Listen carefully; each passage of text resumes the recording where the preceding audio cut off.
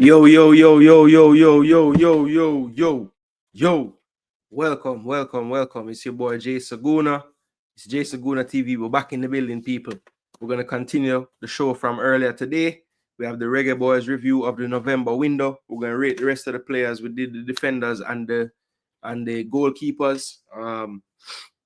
We have the attackers, midfielders left. So basic well, we did the part of the midfield already. We have the more attacking midfielders now, wingers and forwards to do.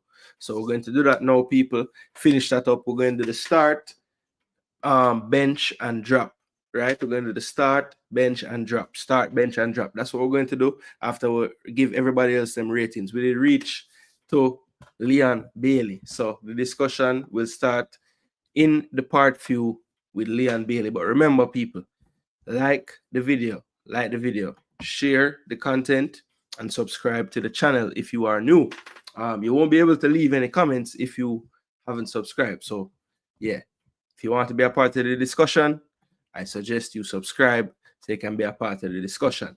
Yeah, the yo. Yeah, I don't know. One day, I don't know where that even came from, but I just say, oh, you know what? It's something to do at the beginning. But I want to, you know, people, I need to like sort out a proper intro better than the little, you know, because I like my daughter's little screen, but I need something a little better than that. So I gotta sort out that I need to use that footage from let me show you guys what I'm talking about. This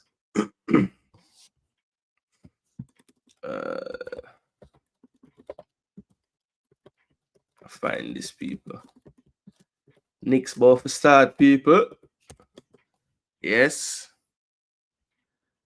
Let's see. Like the video, people. Like the video.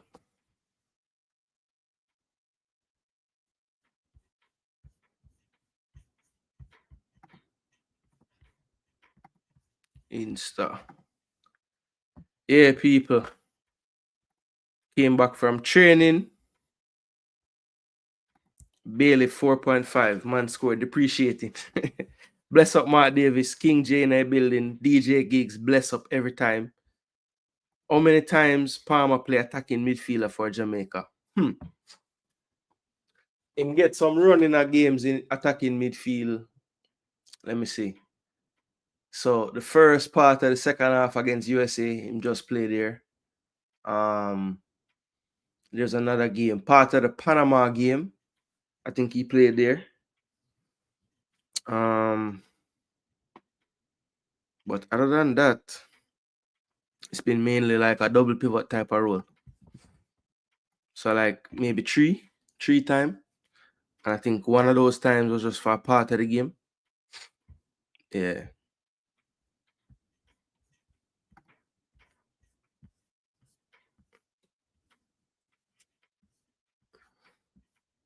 See if we can find it, people. And this.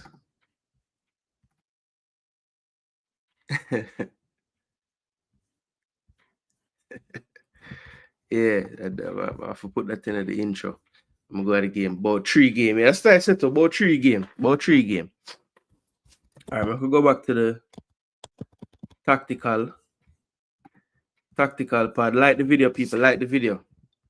Like the video. Share the video as well, because you know, sometimes we tell the people them, yeah, I do the video tonight and then night forward and then they don't see me. So actually forward back out tonight. So let's see. Window. What?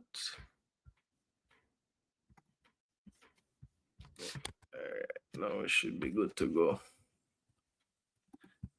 Should be good to go now, people. All right. So the next player, Leon Bailey, people. Leon Bailey. So first game in the stadium. Got himself into some decent positions, never quite came off, tried to play some through passes, got cut out most of the time. Don't remember him really beating his marker. Anthony Robinson really had his ticket. We saw that matchup in the Premier League as well. And it was pretty much the same on that day. You know, Anthony Robinson has the athleticism, the strength, the speed. You know, he's a very tough opponent to get by. So Leon Bailey struggled in this one. In this matchup in both ties. I think in the first game he probably had a better game. Of course, Jamaica was a little bit more in the game in terms of just the run of play. It was much more of a midfield battle, so he had the chance to get on the ball and convert some some accurate passes and at least be in the game a bit. But it just seems like Leon Bailey this season in the decisive moment, whether it's for club or country, just doesn't quite have it physically. Just seems slight, easily bounce off the ball. In those decisive moments, just coming up short, and whether it's falling down, I've seen some nicknames going around, Slippy Bailey and all these things. But I don't know. He had another level of explosiveness in his game last season that has not arrived this year, and it was very telling. Most of the time Leon wanted the ball to feet. Not very many runs in behind. If a ball is played over the top, he seems to not be able to connect to it before the defender gets there. And I know who he was facing was Anthony Robinson, so you have to understand that this guy athletically is probably one of the best players in the world. Just if you're talking about straight fitness and running, that's it. That's all. If that's all you're taking into account, Robinson makes the all fit team, in the world, because he's very, very fit and fast. So, but in the first game, Bailey did at least create a couple of decent little opportunities. I just think, as I say, in the decisive moment, he had issues. Not taking a shot is an indictment for me, because there were so many times when he got into good areas where you'd want to get Leon Bailey on the ball, and the end product was just lacking. So in the game in Jamaica, though, I thought he at least put in a decent enough shift. Now the second leg, I think the writing was on the wall from the first play. The man get a ball, we turn them over in midfield. It's on the wing. It's just him one-on-one now with Robinson. He pushes the ball forward, takes one step and just trips, falls over. And that was just, kind of foreshadowing of what was to come, because we saw him fall down a few times after that in the first half as well. And it just, sometimes, I don't know if it's just bad luck, but the first two goals that the US scored in the game came from the play breaking down after Leon Bailey had a mistake. The first one, he got on top of the box, slipped, tried to play a back heel pass while he was on the ground, didn't work out. From that counter attack they score. Then the second one as well, he wanted to play a pass square to McGee. He put his head back down to play the pass. In that time, McGee kind of moves out of the space. He plays it behind McGee. That counter attack leads to the second goal. So it's sometimes that's just how it goes as a footballer. And just so happened that both times they scored, Leon kind of turned the ball over. And, not to say it's his fault, because a lot of things happen after the turnover, but, it is what it is. He had the ball last before they scored. We didn't touch the ball again until we take it out of the net.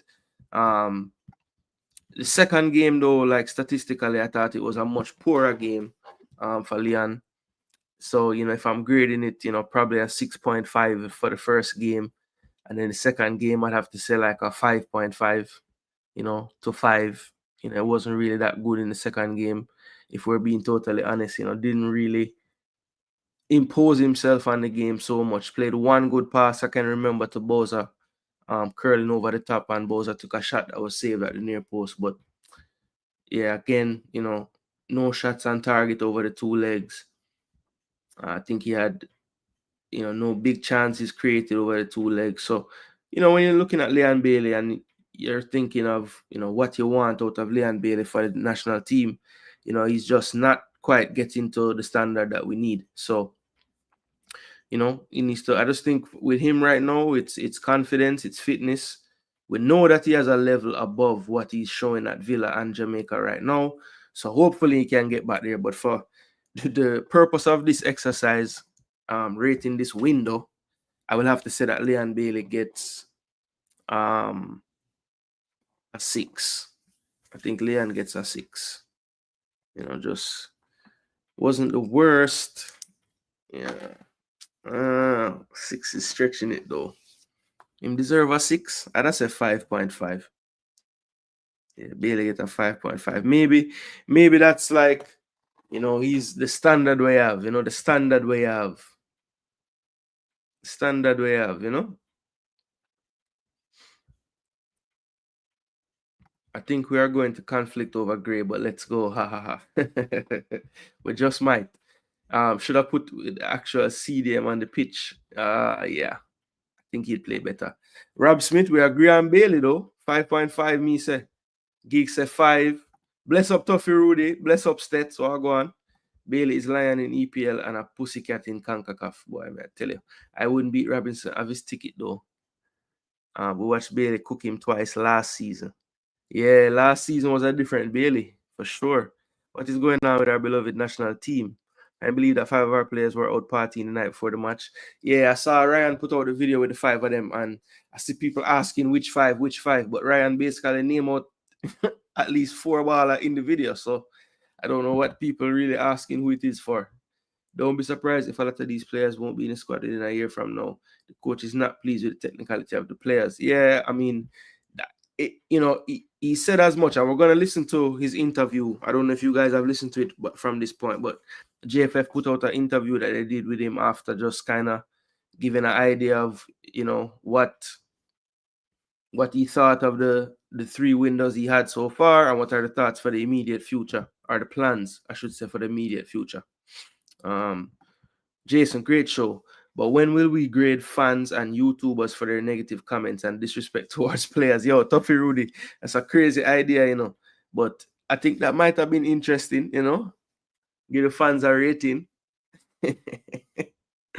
What is about that? I give the fans a rating. When we watch player ratings, like on AFTV with Robbie them. Big up Robbie on AFTV. Him always grade the fans. So we should grade the fans in the first match in Jamaica, you know. Bailey was out partying the night before the match. This is unacceptable. Also for people who beat Lati, sorry for you. But only thing can keep him out of the squad is injury. Yeah, Lati, I'm glad you saw that, Jason. Many people didn't realize that mistakes from Bailey is costing us dearly. Yeah. All the 3 goals were scored in transition. Yeah, I mean the third one was, you know, the I think a bad decision by Blake going for that pass to Gray, and then Gray being too timid on the challenge, just letting Robinson win that ball, and then basically out of the play. Low was too wide to recover centrally. So yeah, and Deshaun Bernard taking 10 years to close down the person. So it was a lot of foolishness. It was Bailey turnover in Jamaica that cost us the goal as well. Yeah, we lost the ball. Yeah, Bailey lose the ball. And then, but that was a more measured build up though at the same time. It wasn't like just from the turnover. But yeah, I mean, he had the ball last as well. Bailey was out partying the night before the match. Bailey's a disgrace. The guy was out partying the night before the match. My goodness. So yo, man, it's strange how his season began because he didn't participate in Copa and therefore had enough rest than others. Yeah, during the summer, he was captaining the team, you know, the change out team in the summer when everybody was still, you know, Watkins and all of them did play Euro, so them never forward yet. And yeah, so I don't know, brother. Everything was set up for him to have a good season, you know. He said the general is back just for that he gets a 2. Probably 3 because 3 goals were conceded by his turnovers. Yeah. Well, we get the general 5.5 still. Why did Ryan who did Ryan name? Ryan named Bailey, Nanalo. Well, all right. So he named Nanalo and Bailey, but basically was saying the local players need to be a better example for the players coming in. You know what I'm saying? So from that, I would say the local players. So I have some players on the screen right now, and you can see which one of them are the local players. So him claims say 5 of the ball of them go out and forward to the hotel after 1. So yeah, but him never name 5 baller. Him just call like couple of name of baller. But the 2 I remember right now is Nana and Bailey. Not sure if the fans remember, but in a game before when Bailey took a free kick against the US, the ball didn't pass the first person, it lead to a goal. So it seemed like a regular thing for him. If Bailey is that number, then he should not forward. Last season, yeah, Bailey was in the number according to Elite Ryan. Last season, Bailey played with a purpose. His contract. Him sort out, you know, the disrespect annoys me. Blake for the 3rd. Oh, he cut. People smash the likes button. Thank you. It's okay to grade and criticize players the way you are doing, but some YouTubers are very disrespectful towards players and they really make sacrifices, especially leaving families behind. Yeah, I don't really went forward to families and all that. No, this channel only going to grade like, you know, football, because you know I am someone with my own family, so I know how important that is. So yeah, when all the best for all the ball of them and them family, them thing there. That's a whole different. We're gonna get 100 for that, hopefully, in a rating, you know. Every game we lose at Damian Low fault. A time for me to remove, not just unsubscribe to some vloggers. Yeah, look, the way me see it, you know, I don't know. Maybe I just enjoy the conversations. I like hearing perspectives. I think sometimes, you know, it's good to hear from different perspectives just to get, you know, what people are thinking. So I would give everybody a chance. Maybe I'm too much. People, at least I know quite a few people say that I should not be like that. You know what I mean? But I don't know. Just the way I am still. I heard Bailey asking about liquor just after the what? No, seriously, bro. Come on. You mean the one where he was with McClaren right there? Yeah, but I forgot to hear that. The team lacks character, intensity, guts, discipline, and a lot more. Well, if what Ryan is saying is true, I mean, the guys are not focused enough, you know? It's not really that serious to them, which is kind of sad still. All right, so Bailey basically me give him a 5.5. The chat look like it's a bit lower, probably like in the 4 to 5 region for Bailey. So yeah, not the greatest return for the general, right? So Damari Gray is the next player, people. Damari Gray is the next player. So you know, I think Damari Gray is a hilarious one, you know. Jamaicans don't understand team football. That's the issue. Yeah, I think sometimes when some fans analyze, it becomes too centered around 1-2 players, you know. But I think that's easy to do because I think you'd say for the most part, fans probably watch the game in the moment. You know, most fans, I would think they probably don't watch it more than once, but maybe not still. After fans do watch it, kind of know them will replay it a bunch of times. So maybe I'm downplaying how much the fans would watch the game. But anyway, I do feel like people do want to find, and that's the nature of it. I mean, you watch Arsenal play, you know, one person is the person that caused us to lose when it's never that. You know, everybody caused them to lose in a way. We're talking about JD. Nah, bro. Even though I don't really see Rob Smith over JD, so maybe. Ryan and a lot of the YouTubers should not talk. They are the ones who discredit our country and federation and support players not having pride. At least Low plays very hard. Oh, so this is like directed for the low argument. Well, the way me see it still, brother, if a player want to get upset the way how me would I rate him or whatever, I mean that's fine. That's fine, you know. At the end of the day, I would think if they're really and truly serious about their craft, this don't mean much to them, you know. Don't mean much to them. At least you'd use it as motivation, if anything. Remember, Ryan told us there was going to be a boycott if Tapa was fired. Yeah. He did. Bailey gets a -4 because of those revelations. They say I have to adjust the score for the off the field. Yeah, we need to grade the off the field separately. Nothing is wrong with running out of the defense line, but you have to be sure someone is going to cover for you. Yeah, I think Lourdes need to trust his teammates a little bit more, you know. Damari made team of the week for scoring 2 goals in a game. Yeah, he made the SoFi score team based on rating, you know. How can heritage player have more respect when the vlogger do a good job in thrashing Jamaica and our federation? How can heritage player have more respect when the vlogger do a good job in trashing Jamaica and our federation?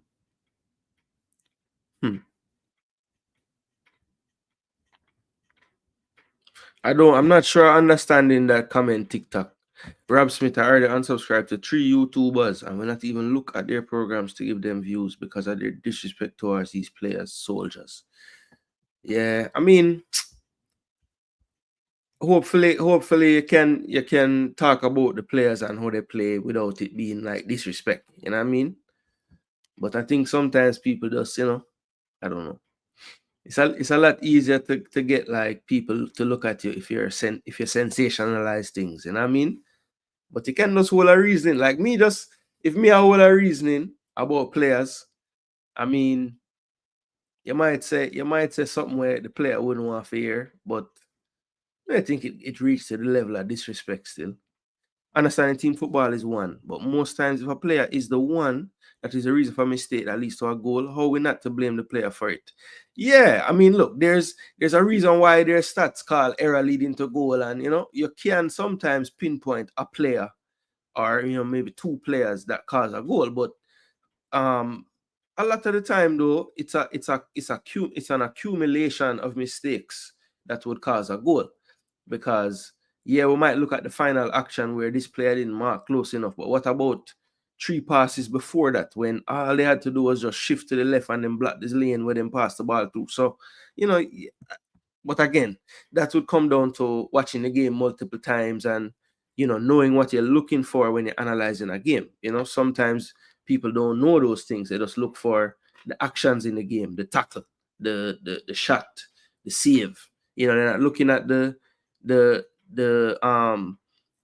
when the ball had switched from the left to the right, how the defending team set up a trap in the left zone that caused them to turn them over, and they already had the trigger to initiate the transition into the offensive third. So, them little thing there.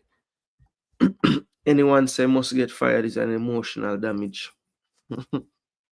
Then we get a 6.5 for me. He makes the penalty in the first leg. Maybe we approach the second leg different. The 2 goals save him. Anyone say the coach must get fired is just emotional damage. Yeah. That's why I'm not common everywhere. Yeah. I would love to Demari in the number 10 position driving at players. Yeah, I just, the problem with that is I think similar to I don't think Demari is that in tune with the defensive side of what you need to do in that role. And we saw where we struggled to stop the USA because we had McGee in that role. Now I think Gray would probably do it a little better than McGee did, but I think sometimes when you're in that wide role, it's a little bit easier to be a defensive player because you have another defender beside you, which is the line. So you can kind of, it's a little bit easier to understand how to press when you have the sideline beside you. So that's why I would probably not play Damari there. But yeah, I think from wide he should be able to go into those inside left spaces and still drive at players. So I wouldn't necessarily have him in the middle because of when we're out of possession. But I think when we're on the ball, I would give him license to go a little more central at times. Yeah, we can blame players without the disrespect. Agreed. It's possible. Many times the fans get in them feelings because it's a player that they like. That's true. People are complaining about heritage players not taking it seriously because of the bad example of Lowe and Bailey. I don't doubt that they are telling some negative stories to their teammates coming in. I see what you're saying. You're saying that the image that they're sending. Got you. Yeah. So Bailey had more actions leading a USA victory than Gooner. Me and you don't always agree, but your analysis is always respectful and you're always willing to take a second look and correct yourself if you're wrong. Most people stuck on being right.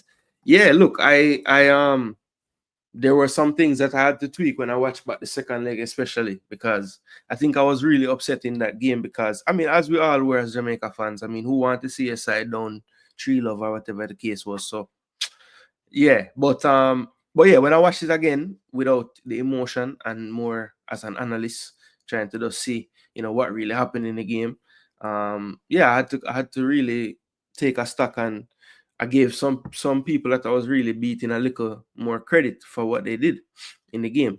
But for me, right, Demarai Gray. So Demarai Gray for me in this one, in these two legs. So the first leg, I thought it was much like the previous window where he just looked to be laboring. I mean, Demarai Gray is a fast player. He's a nippy player. He's a quick player. When he's on form, he's tricky. He's dangerous. When he gets the ball, if he gets it at the right area of the pitch, he's going to take on players and try to have a finishing action, whether it's a final pass or a shot. And we didn't get that in the first leg. There were times when, our press did actually work. The field caused a bad touch. He got the ball. I think I remember one time where he got down the line, put a cross in, and Turner had to tip it. And we almost got on the rebound and stuff. But other than that, I don't remember him really influencing the game in an attacking sense. I think the penalty, I thought it was very well struck, just the way he hit it. Sometimes if somebody take a penalty and say, boy, there was no conviction in that penalty, you can't level that at that penalty. The way how Turner hand kind of went back and the ball went around the post like that, he struck that very hard. It was at, I heard Shaka kind of make fun of this, but I thought it was at a good height for the keeper. Because think about it, when you dive and stretch your arms, you're at a certain height, and the ball was literally right there. So, yeah, if you could have got it a little higher, I think it would have been unstoppable. But Turner made a good save. You have to guess the right way. He did, so you have to give him his credit. I just wonder how different the time might have been or could have been if we get that equalizer there. I think the crowd at that time, think of the build-up of the last two games before the USA game, not scoring a goal. And then the weight that would have lifted off the fans that were in the stadium that night and the players themselves, just seeing the crowd be able to celebrate a goal. You never know what the side effects of that could have been on the USA team, on the Jamaica team, and how the level of play would have looked. Just imagine if the game is at 1-1 and the next time we have an attack, the energy that would have been in that place. So, I really wish he could have converted that. But, I do think he struggled in the first game. What I will say about Demarai, though, he just needs to get fit. I've heard a lot of stories about what's going on in the Saudi Arabia. Of course, Gerard would have brought him in. Part of the reason why he would have gone there, besides I'm sure a lucrative contract, is being able to play for Gerard and the relationship there. So the Knicks are killing them. This is awesome. Up 19. So yeah, I think he just needs to sort that out. There's a lot of rumors that clubs in England are after him because it's not working out over there. So hopefully in January he gets started. One of many players, and that's a big theme for this team right now going forward.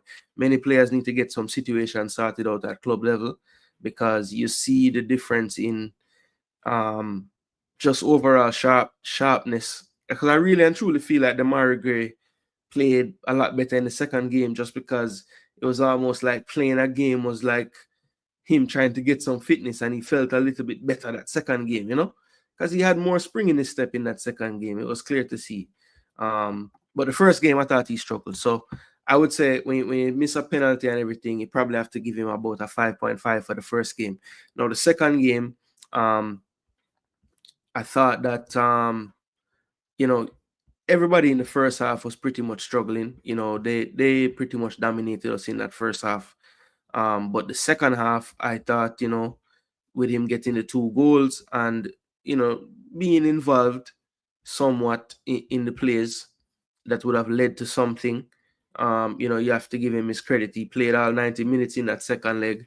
89% accuracy on the passes, 3 shots on target. So, scored 2 goals, had another shot on target. One half of his ground duels in the game. Had 32 touches, only lost the ball 6 times, so good retention. He was fouled 3 times. No defensive actions, though, in the game.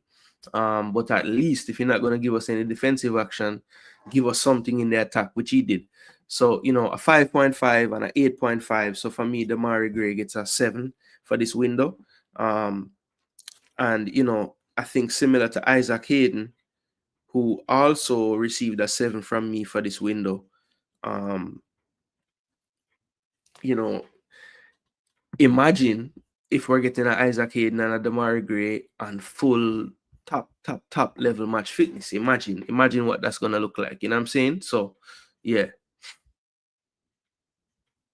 Blake has been the backbone and the savior in order for us to get to the quarterfinal. He has one bad game and he's not loyal and questioned his US passport.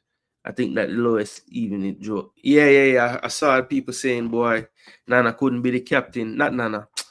Blake couldn't be the captain for this game because he's US citizen now. Maggie don't know how to press. He's really not up to the level. You'll definitely get better results from Gray playing with Hayden and utilizing Ravel as an 8. Yeah, I just feel like Gray's sweet, Gray's bread and butter though is that area that he plays. That left side where he can get into that inside left space and create and do him thing.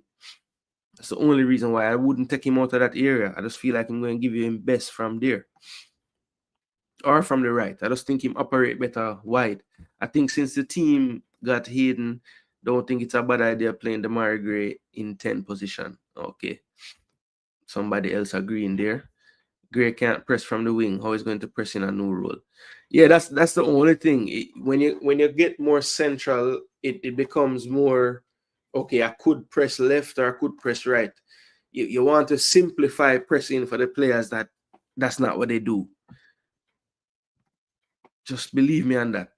If Gray held his head up, it could have been an easy penalty because Turner was already going to Gray's left before he hit the ball. Yes, that is true, King J. I think, Gray in his mind just kind of made up, all right, I'm not doing any kind of trickery on this pitch. I'm just going to run up measured and just kick it hard. I think, he was afraid to do any kind of run up and stop or, because he might all fall down. I think the coach should try Gray in a free role like how the USA used Pulisic. Yeah, but that's the thing. Like in the first game when Weah wasn't playing, Pulisic pretty much played the same way, but his starting position was wider. In the second game, Weah was actually wider than him, but he was kind of interchanging. He would end up on the right and the left. But I do agree that Gray needs to, but I think that comes with match fitness as well, Because remember, Gray is trying to conserve energy because he wants to be able to maximize when he get the ball. So to have him running around, popping up on the right and the left, and then, I don't know if he can really do that right now. He does need match fitness, I'm telling you. Can I hear your opinion on the party thing and the CB thing? Wait, the CB thing? We are talking about the Craig Butler thing? With the family, I don't know nothing about that. I just know the boat. I just see a boat are floating in the water. It sound like one of the youth them must do something. I don't know nothing about that still. And then the party thing. I don't know enough about it, brother. I just get in the news just like you. Because I wasn't really, the only news I wanted to get was about the passports and stuff, which I will tell you about in a second. But other than that, I never really want to get no news about no party or what the man them do outside of the pitch. That is more, yeah. I don't know nothing about it though, Phil B, to be honest. All right, so the Mario Gray get a 7. So next up, people, So next up, we have Ronaldo Cephas. All right, people. So Cephas, one have to say about Ronaldo Cephas now. Bailey look good on the hall in a free roll, but he's not fit right now. Yeah. Play Cephas on the left wing and instruct him to beat his man and look for grand 18-yard box. We can get an assist or a goal from there. Yeah, but King J, everything you're referencing is when we have the ball. Football is not just that, you know. What about when we don't have the ball? It can work on the ball, you know. Sound good, you know. And Cephas was playing striker at first, you know. And then him and Gray did switch, and Gray go like play false nine for a bit and Cephas go wide. But I never mind that, like playing a more like wing forward type player at striker so that them can just interchange. You know, even when Antonio is playing, they should do that. Just Boza can't really. I mean, he used to be able to do that, but right now he looked like he couldn't do that. Boza. Pulisic is playing as a mid for AC Milan, doing well. I wasn't surprised that he did it for the USA. Yeah. He's playing a lot centrally. Cause even Milan using Musa kind of just like how Pochettino used him. Cephas 6.5 for Rob. TikTok says 7. I swear after Cephas beat his player and swing his foot, he don't know if he's shooting or passing. Yeah, I think it was the second one in the stadium. Like at first I was like, yo, good try, because I thought he was trying to just put it where Bowser could have just get a touch on it to get it in the goal. But then see it again, I'm saying, no man, I shoot him there, shoot, and just never really shoot it right. But yeah, Cephas though, people were calling for him to get a start after his appearance in the stadium off the bench. And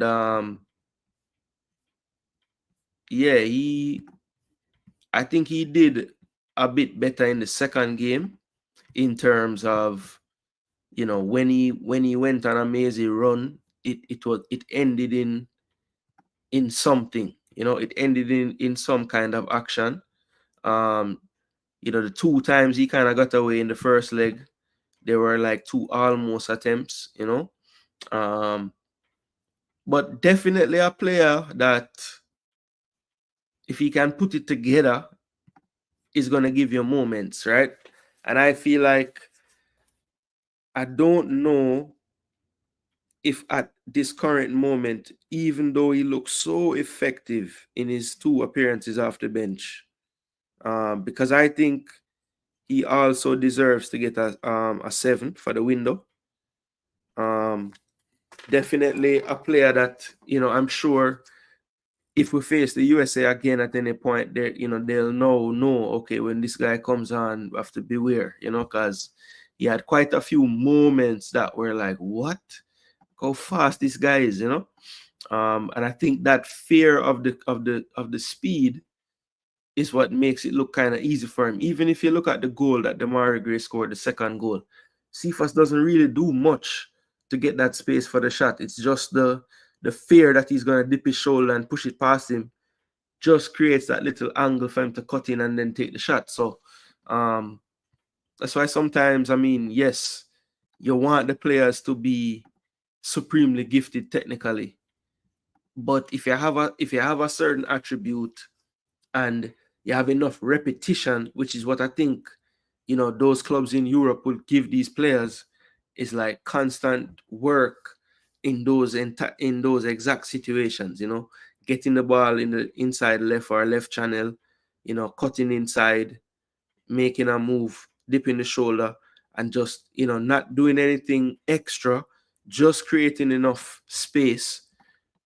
with limited backlift to get some power with a far post shot. You know, it looked like something that he could be able to replicate, you know, what he did on that play. So I think for him, I want to see him continue in this same exact role.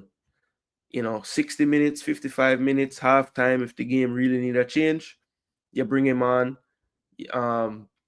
no defender is going to want to see him at that time of the game coming off the bench fresh. So I would say that. And if he can continue to develop, because I think that's the key for Cephas right now, he's 24.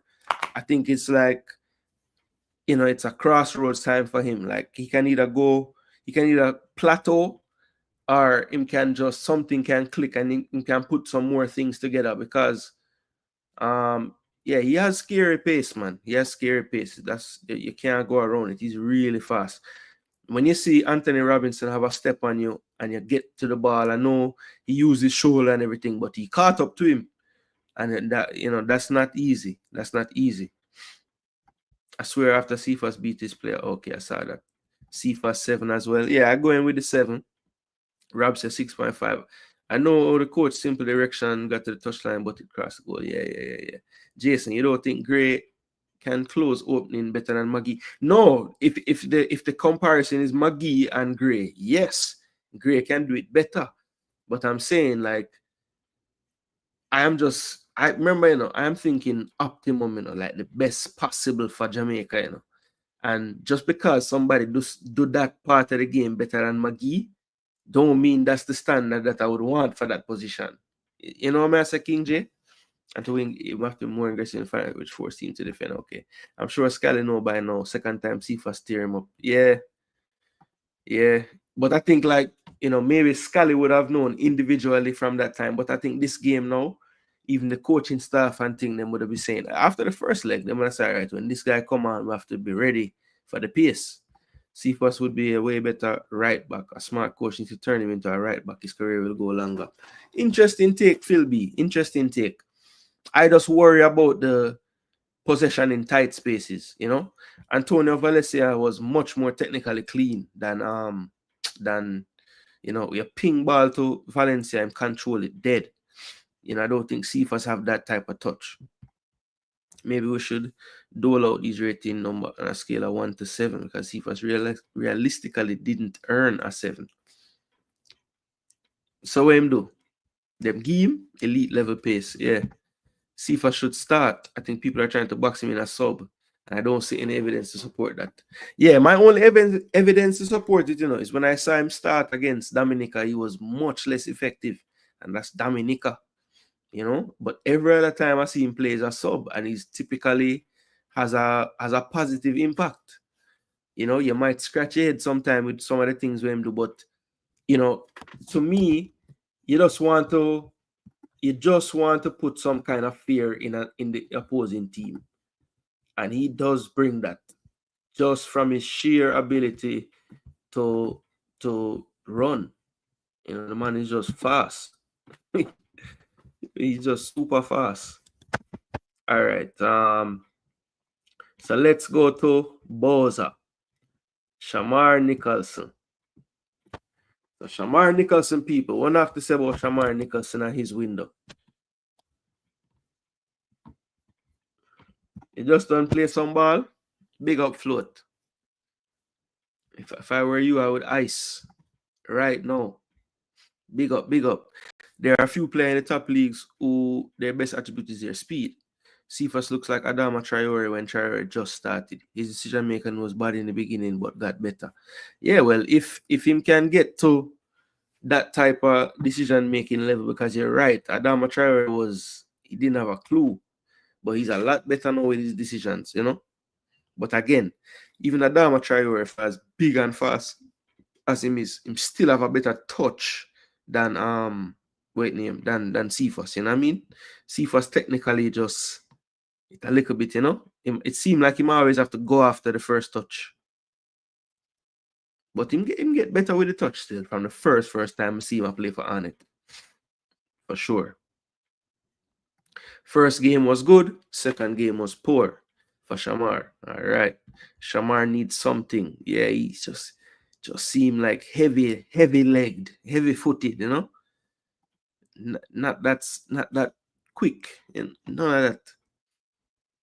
6.5, 6.5. Cephas started against Damrep, remember, and had man of the match. He did.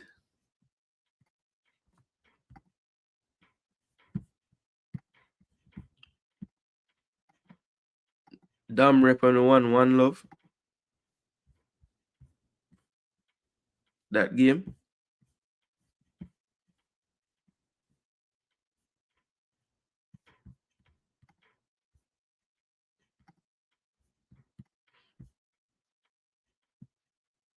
He did start.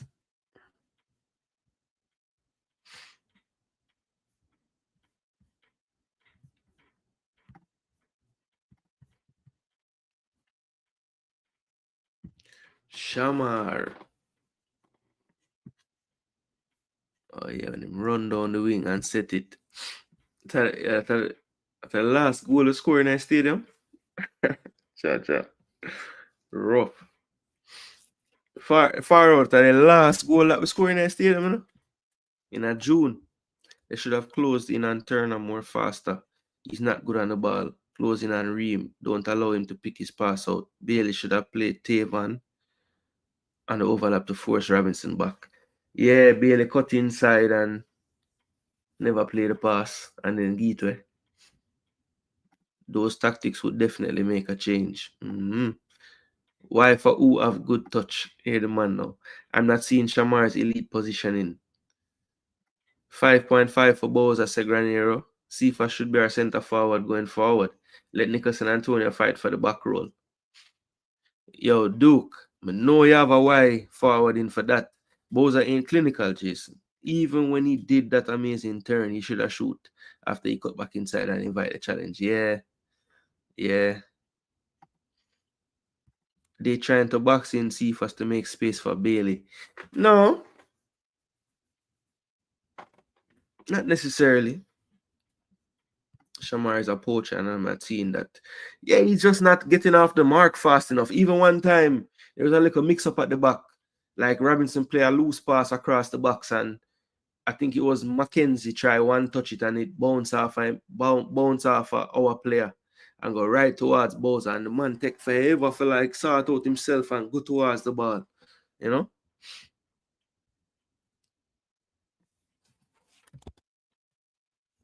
Yeah, Cephas earned a penalty in that game too. Yeah, against Damrep. Who missed that one that day? Was it Bobby?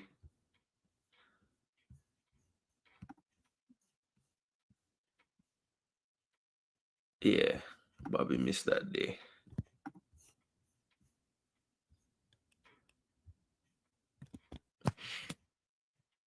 Yeah, so Nicholson people. Nicholson, let me see. So Shamar.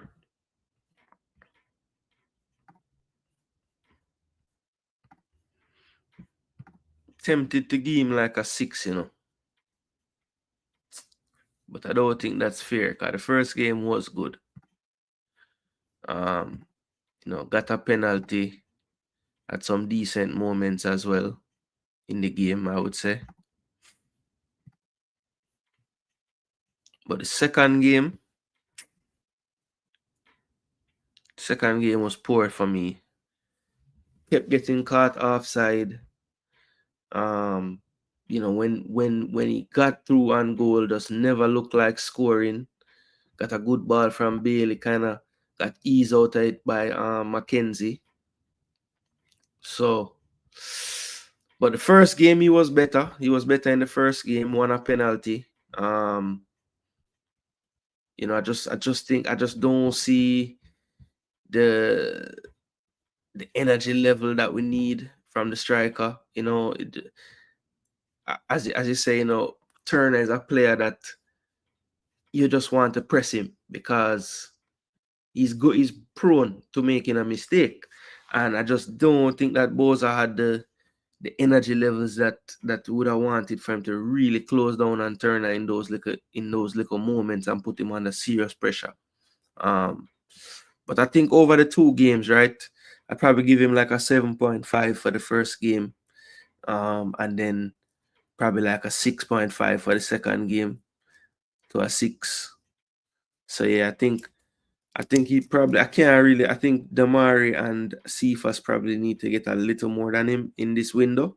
So I'm gonna say Bowser gets a 6.5 for me. Better than what we saw the last time we saw him, but still I think not quite at optimum levels, you know.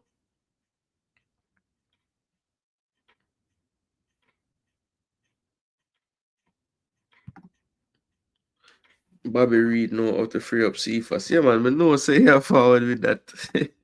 6.5. Duke says 6 for Shamar. Are we grading them on the window itself or in the final game? I'm actually taking into account both games, El Granero. So it's like a total grade for the window or rating for the window. Bobby, I wish Bobby was in the team. Damn. Gray's our best finisher. I think he could be a roaming number 9 if Antonio not available. Nicholson just looks slow and him finishing isn't the best. Yeah, I would rather play, if I go to play Gray Central, I'd rather play him as a straight up forward. Yeah. And just let him roam, you know? Go either wing. You know, DJ is our best penalty taker, but never takes them for us even when called. Yeah, that's true, you know. I think first in a long time he missed a penalty was when he was in the champ. And then him stop get game after that. I'm going Turkey. Not a comparison, but Cephas reminder first Real Madrid season Vinny beats his man, then nothing after. I think I saw when they commented that somewhere else as well, King J. He make sure put not a comparison. You're smart.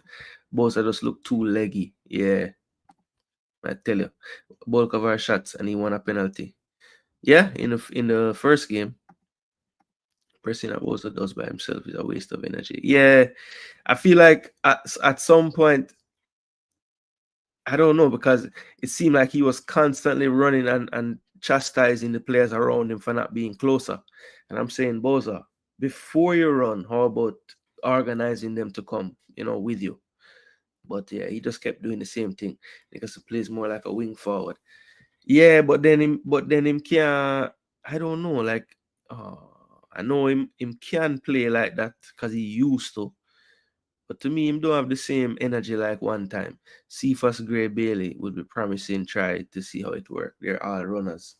When Bailey fit him, him can run, yes, but right now, ball to foot Bailey the pan. Believe me. Him now want run down no ball. Alright, so both I get that grade there. See the grades in the chat. Romario Williams came on in both games. Romario Williams came on in both games. Thought, he did okay. I mean, nothing really to write home about. I thought in the first game, was relatively quiet when he came on. Did he touch the ball? Yeah, he had 3 touches of the ball, but didn't really cause any problems. I think he was offside one time. And then in the second game, he came on in the 73rd, so he got a couple more minutes in the second one. Thought he was a little bit better, but nothing, didn't really do much. So probably say about a 6 for Romario, or maybe 6 too high, probably a 5 because he never really influenced the games much. So I'll say a 5.5. Yeah, 5.5 for Romario. Now, who else would have been there?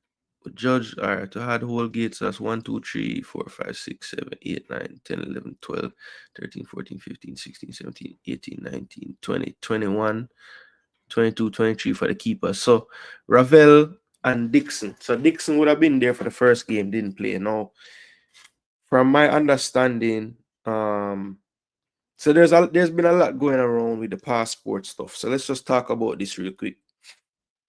So as far as the passport thing go, so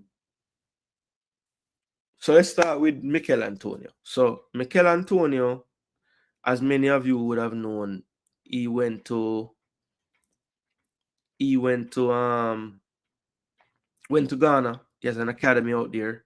He was going out there to just see about a few things. They're in the process of trying to get acquire the land to get the pitch, and I think they also said they're gonna have like a facility, some kind of dorm type of thing. So he was just there looking about that, checking and all of that. So in an interview that I happened to watch with a Ghanaian reporter while he was there, he mentioned that, you know, after the interview later that day, that same day, he was traveling to meet up with the boys, meet up with the national team. So, you know, that's why when the news was coming out that there could be some problems, I basically referenced that interview and I said, listen, he said he's coming, you know what I'm saying? So whatever. So when we heard that he had some issues with I think passport issues is basically what Steve McClaren said. So I didn't really inquire about it during the window because I know that, you know, everybody that's involved with the team during that time, you know, they want to focus on what's going on. So I don't really bother them during those times, you know. But now that the window is over, I kind of tried to reach out to get the thing because I knew the minute I brought it up, people would have been, you know, saying whatever. So first things first, right? And I see Rob asking this. I was gonna touch on this, right? Are you okay with him traveling to Ghana during the break? So basically for me, right, when I first heard the story, I was kind of upset saying, you know, why the heck is he going to Ghana right now? Like, I mean, even though he's suspended for the first game, like you could still forward and you know be there to train and you know hold the vibes with the team and all these things. When I listened to the interview and I got the kind of context of what was going on with the academy and his role in it, and I wasn't so upset with it, right? If he was going to Ghana and like, you know, it's my best mate's wedding or something, I'm like, all right, geez, you're out there partying and doing whatever. But it looked like it was really and truly, you know, business. You have to remember, Mikel Antonio is about to probably not be playing football so long from now. So he's trying to make sure that, and he's you know 1/3 of the investors in this academy. So he's trying to make sure that his thing is sorted, right? And you can't wrong a man for that, right? So while I believe probably the coach would have been like, you know, but he probably would have explained to them what's going on, what it's about. It is a great initiative, something that I think he has plans to do something similar in Jamaica as well. So, you know, look, I'm not gonna kill him for why he was there. The timing, okay, you can say what you want to say about that, but with the English Premier League not having a break, it is what it is. It is what it is. No, I couldn't tell you exactly when that interview was happening when he said he was traveling that day, but I know that he was supposed to go back to England first. So he would have went back to England and then left from there.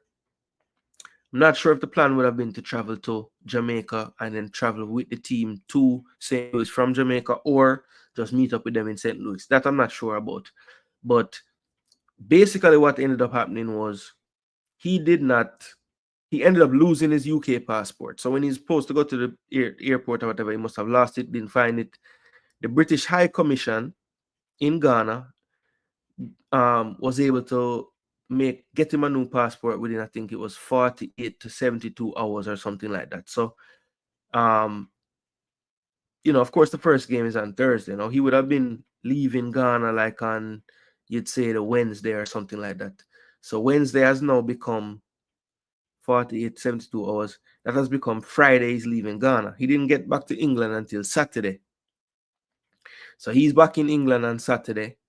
We play the game on Monday. He would have had to fly 9 hours to probably St. Louis, which is probably more than 9 hours to St. Louis. Get there the Sunday, more than likely. So basically, it didn't make sense. Travel all night, maybe train the Sunday, maybe rest to play the game Monday. He has his Jamaican passport, Rob. But remember, when he's traveling to the US, you know, he would use his UK passport because he don't need a visa. If him don't have a UK passport, how him going to get back? He couldn't travel out of Ghana without his UK passport anyway.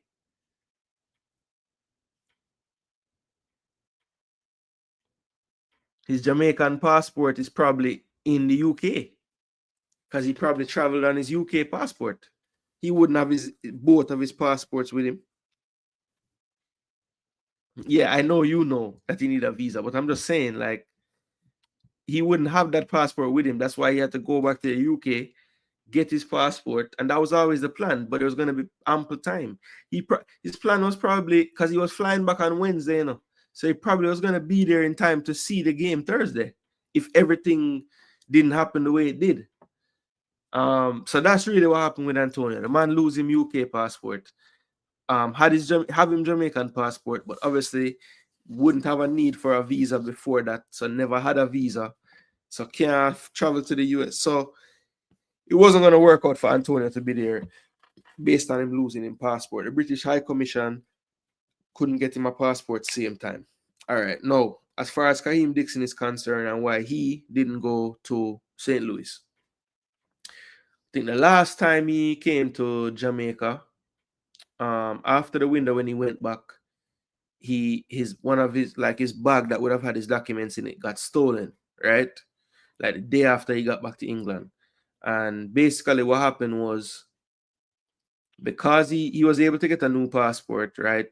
But the problem was that new passport didn't have the visa stamp in it that the old passport had. They tried to get one in time for them, before the game would have been done, or for them to travel, but it was not a quick enough time for them to secure it or something like that. It was too quick of a turnaround from when he landed in the island to do it. Actually, no, that's not what happened. So he was granted the ability to fly back on some kind of, basically he didn't have a passport when he came back. I want to say when he came for the national team, he didn't have a passport because it was still lost, and the passport that he got didn't come until the Thursday of the game, like in the afternoon. So when they got the passport, they were trying to go to get the visa thing done the next day, but they couldn't get it done that quickly. So yeah.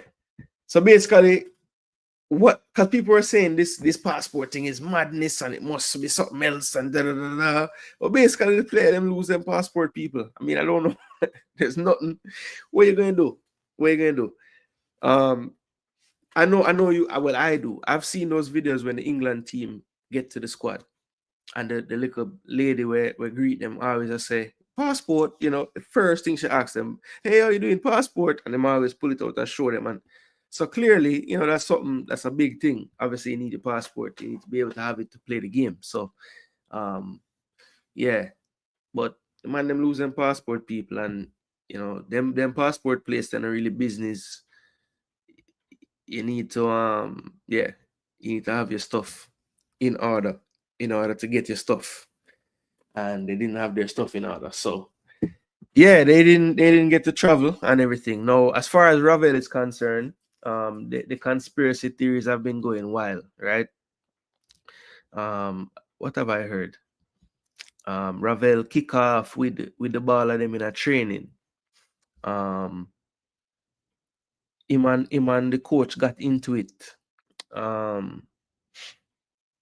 It's another one I heard. Oh, they didn't even give Ravel a jersey. He just I don't know. He had on the shorts with the number, but no shirt, I guess. I don't know. But there's been a lot of stories going around. Look, the main reason why Ravel Morrison didn't play, or the reason why Ravel Morrison didn't play, is because the coach just didn't decide to play him. It was a coach's decision. I thought it might have been, in person in training, maybe Ravel wasn't as fit as they thought he was, but there was nothing of the sort. I mean, everybody that reported about how he looked in training said that he looked fine. He looked like Ravel. He just looked the same. He looked like a player that could help the team. But yeah, for whatever reason, he didn't get the call on the day, and perhaps it could have been the scoreline, and I don't know. I don't know what it could have been, but basically, he opted to put in Karai Anderson late and not Ravel. So maybe that's just from windows of Karai on the team and him not getting any game. He just felt like, I have to give this kid some game time. But yeah, it was quite surprising that they would have gone for him from all the way over in the UAE and not actually use him in the game. But hey, it is what it is. It is what it is. But that's kind of the off the field stuff that maybe people were wondering about. Corey Bennett, of course, got into the team but did not get a chance to play for that second game in the US either. So just a coach's decision to my knowledge as well. So yeah, Ravel Morrison, Kaheem Dixon, Antonio. That is their little segment about off the field stuff. So real quick, people, we're not even gonna take long. Let me check in with the comment section real quick.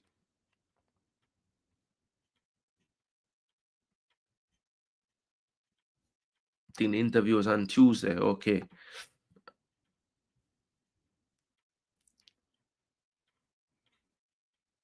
El Granero, I think it was a bad time. In spite of being suspended for the first game, I'm sure jet lag would have been an issue in the second game. Okay, the travel. Going to camp is the best thing to do, but if players are going to party before a match, which is not the first time, go ahead. Yeah. I mean, what's worse, right? Going to Ghana to look about your business venture and your academy and everything, or being in Jamaica with the team and going out with them. I don't like it, but I don't hate it. They get a winter break next month. International breaks for international are not vacations. If you had to do it, you had to do it. Yeah, that's true.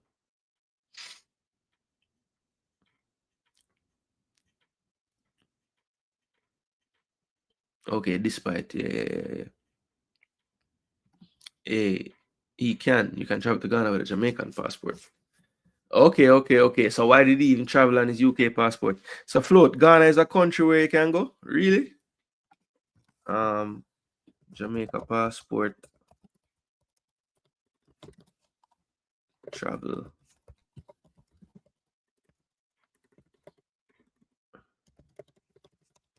I thought that was one of them places where without a visa to 58 countries. Where are they? Yeah, Ghana. Damn sure, right? This man know about the country them.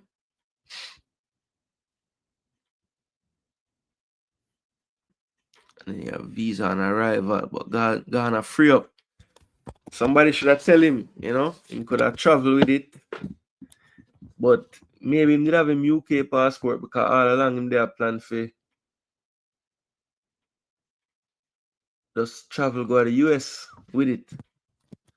I guess. I don't know. Who knows? No, he got his passport. That's what took him so long to leave. He had to wait until like the British High Commission did redo one theme.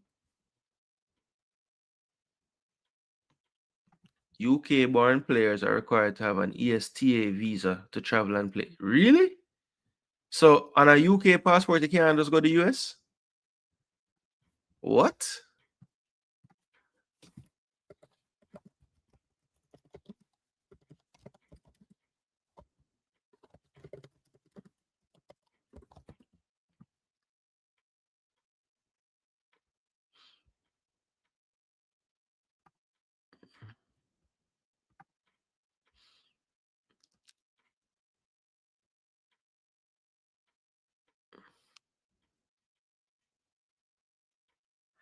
ETA countries. Wow. Digital travel document required for a visa exempt can be obtained online. Yeah, but I mean, that sounds like a simple thing. Like you just fill out a form and get it. So who do we blame? In this one, you have to blame the damn players. I mean, keep your friggin' passport. Where you got that story from, Jason? UK passport holders don't need a US visa. No, I know. I thought they didn't, but apparently, there's something called an electronic travel authorization that you need to have prior to visiting, and the document can be obtained online prior to travel. So it's not clearly it's not it's granted within a few hours or a few days. Yeah, so it's not like it's something that's difficult to do. I mean, if you have a UK passport, you pretty much can go. They just require some online thing, and then you're good to go. Nah, man, the jersey did print, man. Yeah, it is required though. TikTok. I'm reading it now on the international travel site thing. Well, visa index.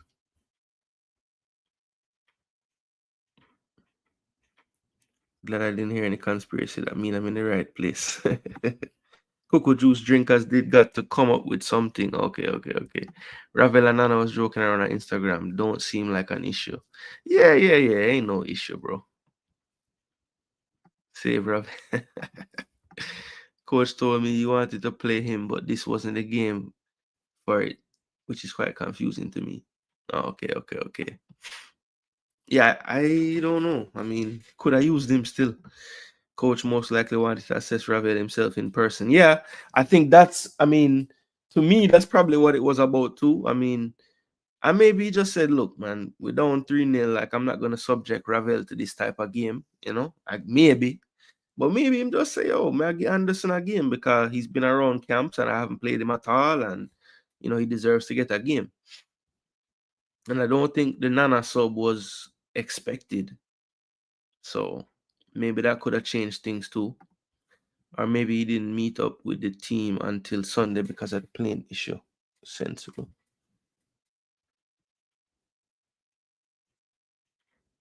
True. Now I'm convinced his coach drinking too much cocoa juice based on the players that he played over the better players on the bench. Fans stop tell lies. Ravel Morrison and name was printed. Stop follow gossip. For YouTube Friday, so the facts don't rub the lies.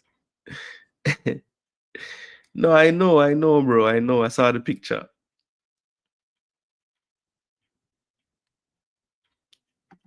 Yeah, it is. Yeah, it's true.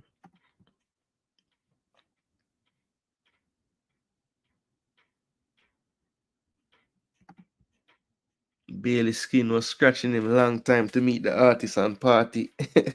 We are talking about cartel.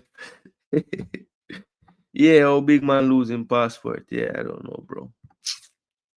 Ravel couldn't get a visa. That is true. Bless up Danny Dread. Oh, go on. Big up yourself. Travis no believe the passport. Hold on there. Talking about with Vibes Cartel.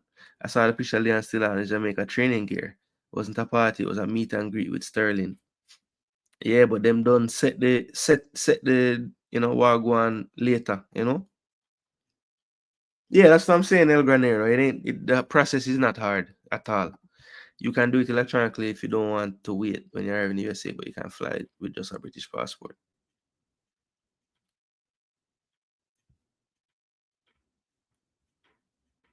When you arrive, you can do it. Okay. It can take up to a few days. So I don't know if you don't want to wait. Antonio ate too much fufu in Ghana. It ran in belly, so he came up with far out a joke, Far out and Travis don't believe star. That's what happened, people, man. That's what happened. Anyway, listen. I'm glad to say some people there inside. Come on, break down this thing with everybody. All right. So if you guys know, most of you should know, it came out a few days ago now.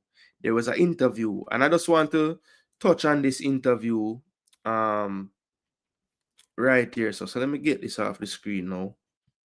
And we're gonna listen. Let me see if I can just play it on the thing, yeah, man. Cause they wouldn't care about that. JFF.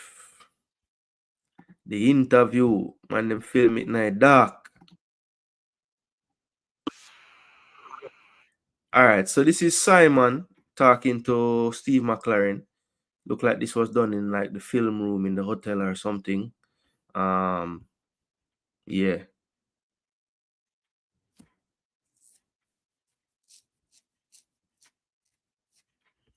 Yeah, man, it out, man.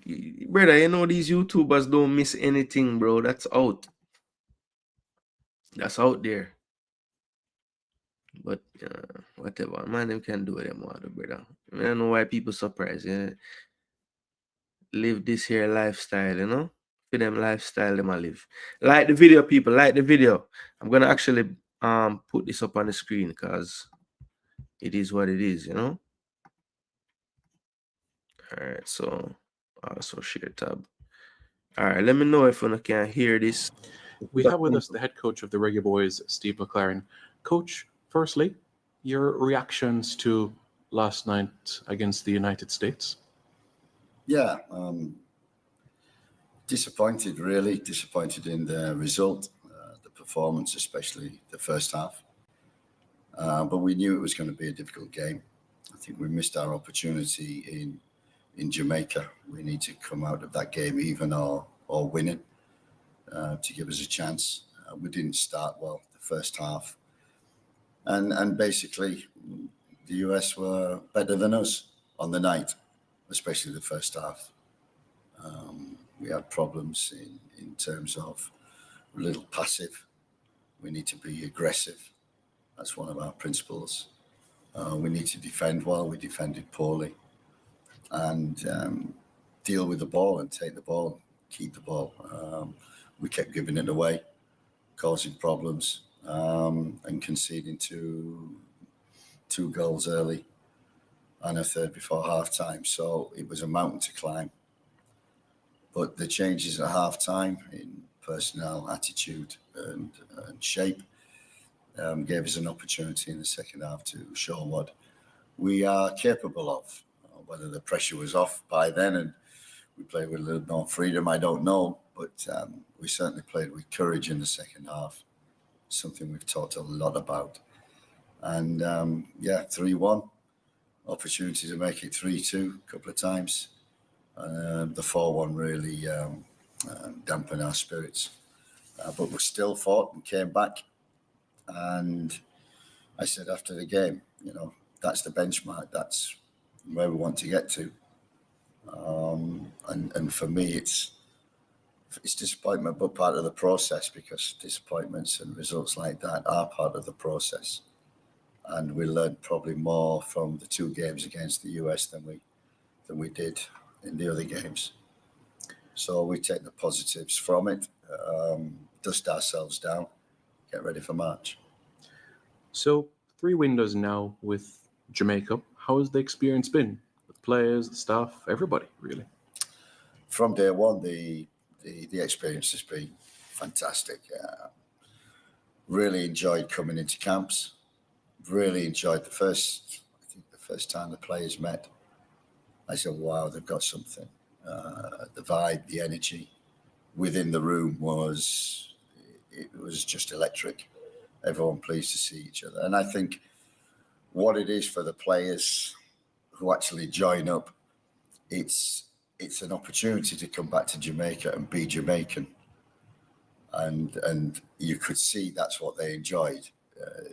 In Europe, I suppose the US, it's a different culture. And in different cultures, you have to adhere to that culture. You're not surrounded by many of that culture yourself. But when you come together as a group, you could see that, these were real Jamaicans coming together and expressing. They're always smiling. They're always positive, argumentative, vocal. But that adds to the energy which they've got in the room. So working with the players has been a delight from day one. In terms of buying into what we want to do, the philosophy, way of playing, the principles, they've tried to take that on board from day one. And I think we've made progress in terms of that kind of thing. The staff have been great. The JFF have been very helpful. Tell us a little bit about what the plans are like between now and March. What is the short-term, medium-term things prior to March? I think what we tried to do, and we will do from now to March, and the first thing we need to do is just to reflect on what we've learned. And in the 3 camps, in the 3 months, we've learned one hell of a lot. And we've tried a lot of things. And the process and the target and the vision is World Cup 26. So we're on that road, we're on that journey, and we're on that. It's an up and down journey. It started Cuba and a disappointing draw, but very pleased with the performance. And it's ended with a disappointing defeat against the US. But kind of in between, we've kind of developed ourselves and learnt that about the players. We've tried 37 players. That is a lot. And what we've tried to do is to see as many as possible and to try as many things as possible in preparation for the World Cup 2026 campaign. So we've been doing that a lot about recruitment, watching players, bring players into camps, all kinds of problems that we get with that. And we've done that. What we've learned is that Bless up, Cranky. we as a JFF, not just from the top, but the staff, the players, we need to continue to keep the connection with the fans and the culture, because yes, the Jamaicans come here and they're straight away into the culture. We are new to this. And the connection with the fans is so important. And I think we've seen that, the last attendance against the US, what an atmosphere. It's great to play in front of that. And the players really talked about that and the vibe within the stadium.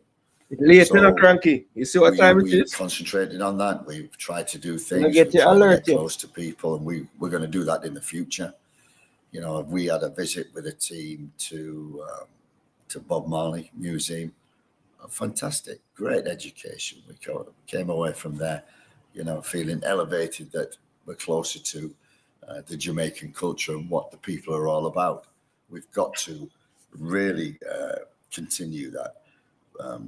But what we need to do now is bed down our principles in the way that we play. And so for this period from now until March becomes vitally important, because we know where we're going and we know we're on the road. We know that the process will be long. We know next summer is very, very important. Yeah, man. And if we can qualify for the Gold Cup in March, we have 2 World Cup qualifiers and the Gold Cup in preparation for 6 games to qualify. So I'm really excited about that. I think there's 3 things that we have to do.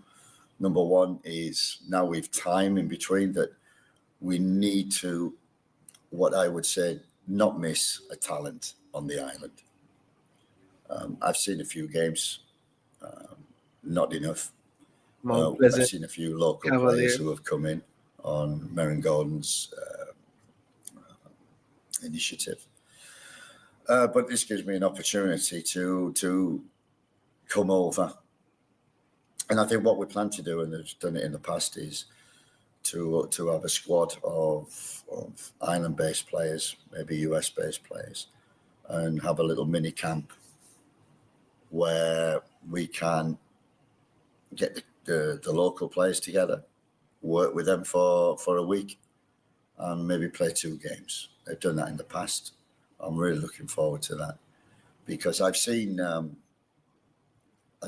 games. Cavaliers, listen, unpleasant. I've seen some games. Cavalier Mount Pleasant. A 2-sided. Good luck to the Cavaliers in their quest for the final and then winning the Caribbean Cup. I'm looking forward to watching that and wishing the Mr. Speed and his team the best of luck for that.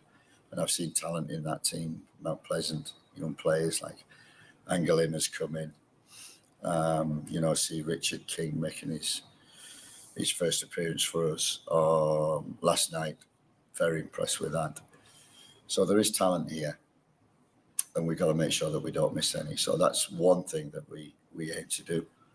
The other is recruitment. We talked about preparation for the World Cup, qualification. We need better players. I'm not saying better players, but more players suited to how I want the team to play. So we're going to be searching high and low in Europe, UK, and the US to make sure we don't miss a talent, and that talent must be better than what we've got. That's the key thing. We've got a good squad at the present moment, great attitude, good players, and the only people we want to bring in are people who are better and can add to that squad. So in terms of recruitment, that becomes vital. We've tried a lot of players. We need a certain squad of players. I would say 33. So three players in each position, and we pick from that pool. So it's quite a big pool, and we have 23 for each camp. So we need to do that. The squad. We need to have a detailed plan with the JFF going forward, and we need to nail down our principles. And what we talked a lot about to the players at the beginning was the way that we played and how we want to play, and what will take us to the next level. Because I think the last 2 or 3 years, the team has progressed enormously and reached a certain level. And somehow we've got to go above that level in terms of qualification for the World Cup. We've got to really be a way of playing that will get us there. And we're working on that, on our principles. And basically, it's all about attitude and commitment, work rate, 11 attackers, 11 defenders. Hopeful. It's about being a team that's hard to beat, that no one likes playing against. And I think, that's been typical over the last 2 or 3 years, that Jamaica, even the big teams, hate playing against Jamaica. And I think that's got to continue. But the big thing for me, and the big lesson we learned from last night, is we have to deal with the ball better. We're not. I'm not saying that we want to be a possession-based football team, but I'm certainly thinking that every player should be able to deal and handle the ball, build up from the back, progress through the thirds, and finish attacks. And it's one area in which we definitely need improvement. So that's development within the squad, and that's also recruitment, maybe, of players who can actually help us in that. Because I think to go to the next level, to compete with the top teams, you saw that. I saw that last night against the US. Every one of them players, top players, they play in Europe, they're playing top teams in MLS. They can all deal with the ball. They're all technically and tactically astute. And I think that's what the next level is. We need to give to this squad so that we can adapt in terms of shape, in terms of the opponent.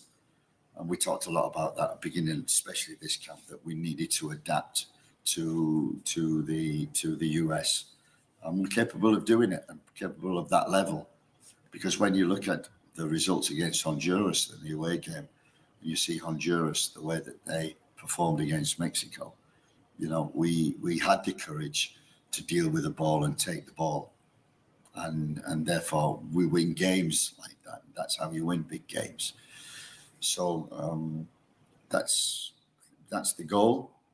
I'm looking forward to a little break now, which will be a couple of days. And then onto recruitment, catch up with the present players, but also a drive to get players who can improve us, continue to work with the JFF, and don't miss a talent on the island. And I think that's important. But the most important, and we've got to thank the fans who from day one have supported us, got behind us, come with our disappointments and ups and downs. But it's a journey, it's a process, and it will continue. All right, so that was McClaren talking about the process, trusting the process. So he had a lot to say. I won't really touch so much upon like the past. I want to just discuss what he talked about for the future. So a few things that I highlighted, right? So he said, and this actually ties into a question I saw a Jean-Pierre fan ask. With less than 2 years before the World Cup, how many more players should we call in, right? And that's a good question, Jean-Pierre fan. Here's my thing. I think 33 players, 3 for every position. It sounds good, right? But think about it. You have 3 goalkeepers, basically, that you want to work with on every window. So that means you don't have any other keepers in your pool. It's just those 3. So I would think you'd want to have about 5 players in your depth chart in every position. That accounts for form, injuries, whatever else. Because you can't just have 3 for every position. What if 2 of them injured? Now you're just down to 1 in that position. So I would say realistically you want to have a pool of about 55 players. 5 players for every spot. And that will account for everything. Form. And then that way, in your pool, you can have, a project player who is probably going to be a little younger, right? You have a young professional, you have your starter, and you rank them based on that. And then that, as I said, should account for all things. Dips in form, injuries, you have cover everywhere. You're tracking a certain amount of players for every position, right? You're not missing any players.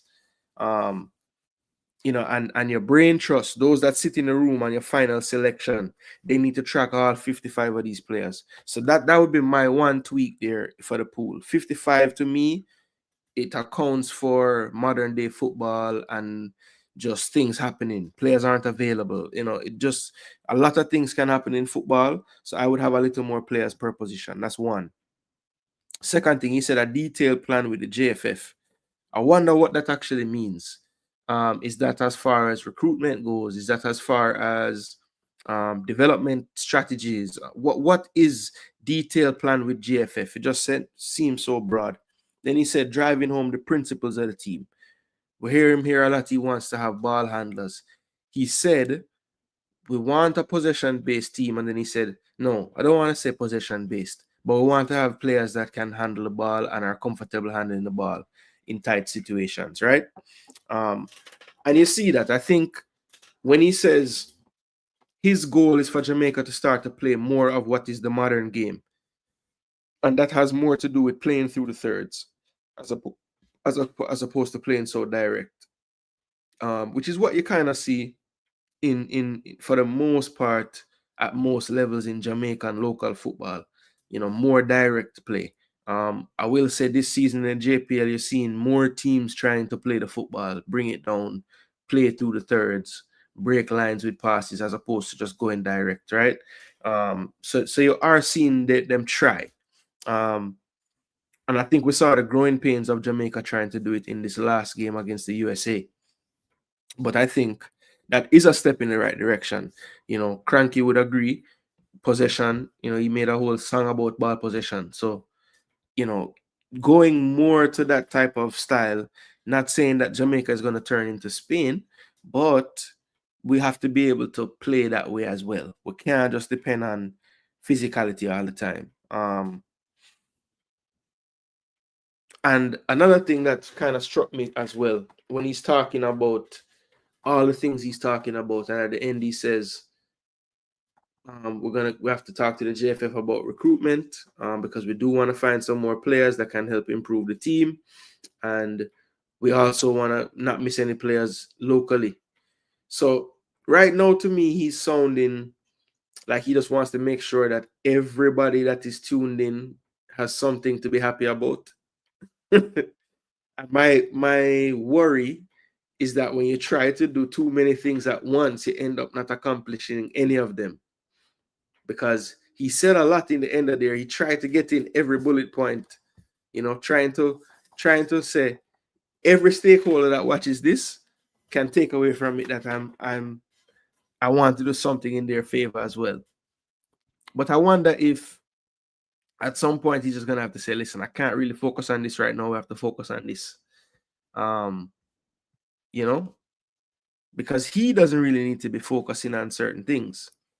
But I guess it would be better because right now he says it's Meron's initiative. You heard him say that as far as the local players who would have been in the team. So, you know, maybe he wants that to be more of a Meron and I initiative. So he wants to watch more of the football.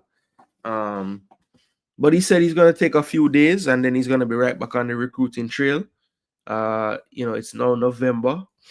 I did hear that he wants to do some local things at the turn of the year. So maybe he's thinking December and the end of November will be his time to get on the recruitment trail. The next window will be in March, the international window at least. So, you know, I'm sure that any player that's going through the process now or close to getting started with the process, he'd want to, you know, reach out to those players right now. I think there are some players that maybe McClaren might think are too young to make the decision, but I've heard that they're ready to go in terms of wanting to represent Jamaica. I think we need to start to place a emphasis on the younger players that want to represent us and our dual nationals right now. You know, I feel okay calling Karoy, calling Dexter, even when they're going through their stuff with their clubs and with their form, because I know that they have a bright future ahead of them. And, you know, they are committed in terms of not being able to switch nationalities at this point. So it's a lot easier to call those younger players. And I feel like there are young players that are actually maybe even doing more than the Dexters of the world and even the Karoys of the world in that same country, and they're not getting a look in. So, you know, I think we can do better on that front, and I'm hopeful that the coach will be getting that done expeditiously. Then he can have the camp in January, February, because as I said, he's trying to appease a lot of stakeholders, and you can tell. Yeah, the pool that they submitted to the Gold Cup, I think, is like 60. Yeah, something like that. So yeah, so I think that was about the size of his list as well. Fire Steve and hire Christensen, Panama coach, build a house, give him Jamaica will stand a better chance. I don't know if Christensen would leave Panama though. A 40-player pool is okay, but it must necessarily be called to weed out non-performing players and include new players who are good to leave out. Do you see Jamaica got players right now that can handle the ball, and name them if you can? I think Latibodir can handle the ball in certain positions on the pitch, like defense. I think Bernard can as well. I think Pinnock can. I think Amari Bell can handle it decent enough. I think I mean, he doesn't really move with the ball very much, but just controlling and passing, Tavon Gray can. Isaac Hayden can. Casey Palmer can. Tyreek McGee can handle the ball. Damari Gray, Ravel.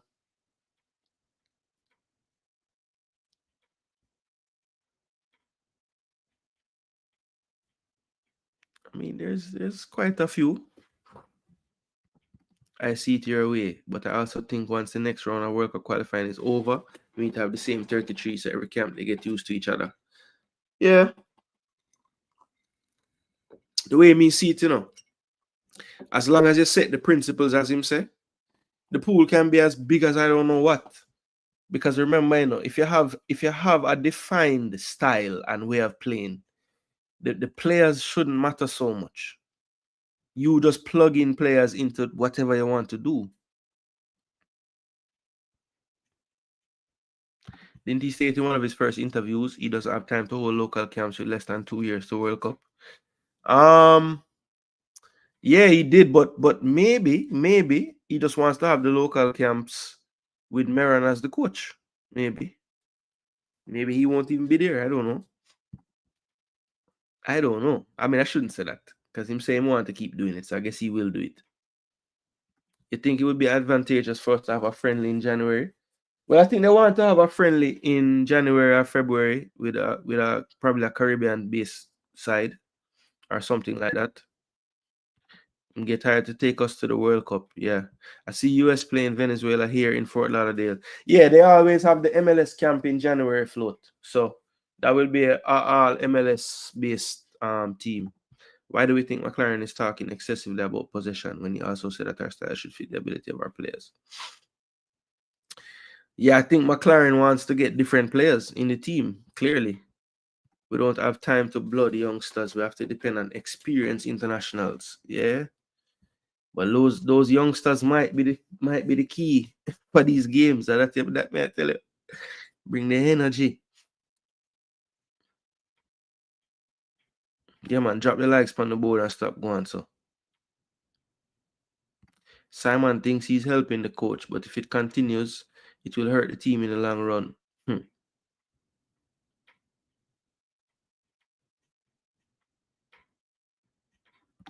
A rolling stone gathers no mass. We need to stick with this coach and most of these players in order to build chemistry. Learn McClaren's system and establish a bond between the players. All right. We need midfielders to get the ball, turn, drive at players, and create. That will take a lot of pressure off the defense because our defenders are not that bad. I think the coach realized the current team is not technical enough to possess and progress the ball. Also, most of the ones who can possess the ball do not play defense. Yeah, that's what I was saying earlier on when I was doing the player ratings. I'm breaking down and analyzing the players, and it's like, you know, if this player could have just give this player what him have, and then this player give this player some away, like it's the perfect player. And we have so many players like that where they have one or two glaring deficiencies, and it just make it hard for them to have consistency in their performance. You know, so many players have something going on that's just not at a good enough level. You know. If they're good at two things, they don't do three things well. You know, there's very few players in the Jamaica team that are like complete. Like everything about them game is just, you know, at a level. Everybody have a weakness somewhere. But yeah, I just feel like I hope that he's not trying to just please too many people as well.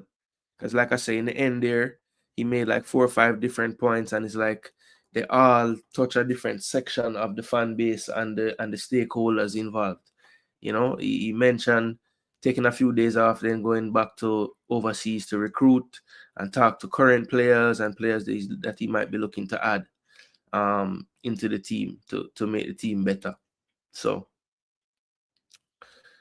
yeah, it's but then he said, you know, we have to continue to not miss the talent on the island. And then he mentioned something else about, you know, driving home the principles to a more possession-based modern style where everybody can be comfortable on the ball and all this stuff. So many youngsters going up against grown man for their club, only Jamaica.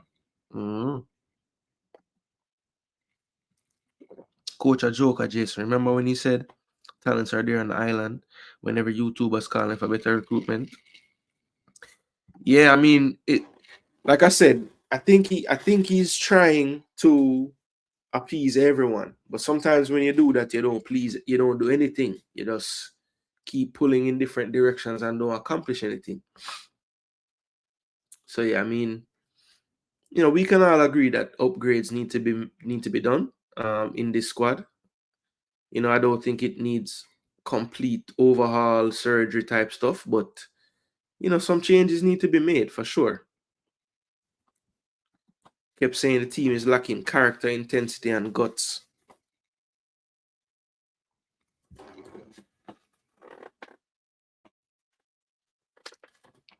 Yeah, I just wonder, you know, how stubborn is McClaren though, because if he can concede that, you know, the team needs more ball handlers and last night or the last game was evidence of that. Why start out the game trying to play like that then? If you honestly believe that we don't have them, then why? yeah, far out. Him kind of say a lot. And you know, I don't know if you guys remember, my dad has been really busy lately. My dad has been really busy lately, right? And he hasn't been able to come on the program, but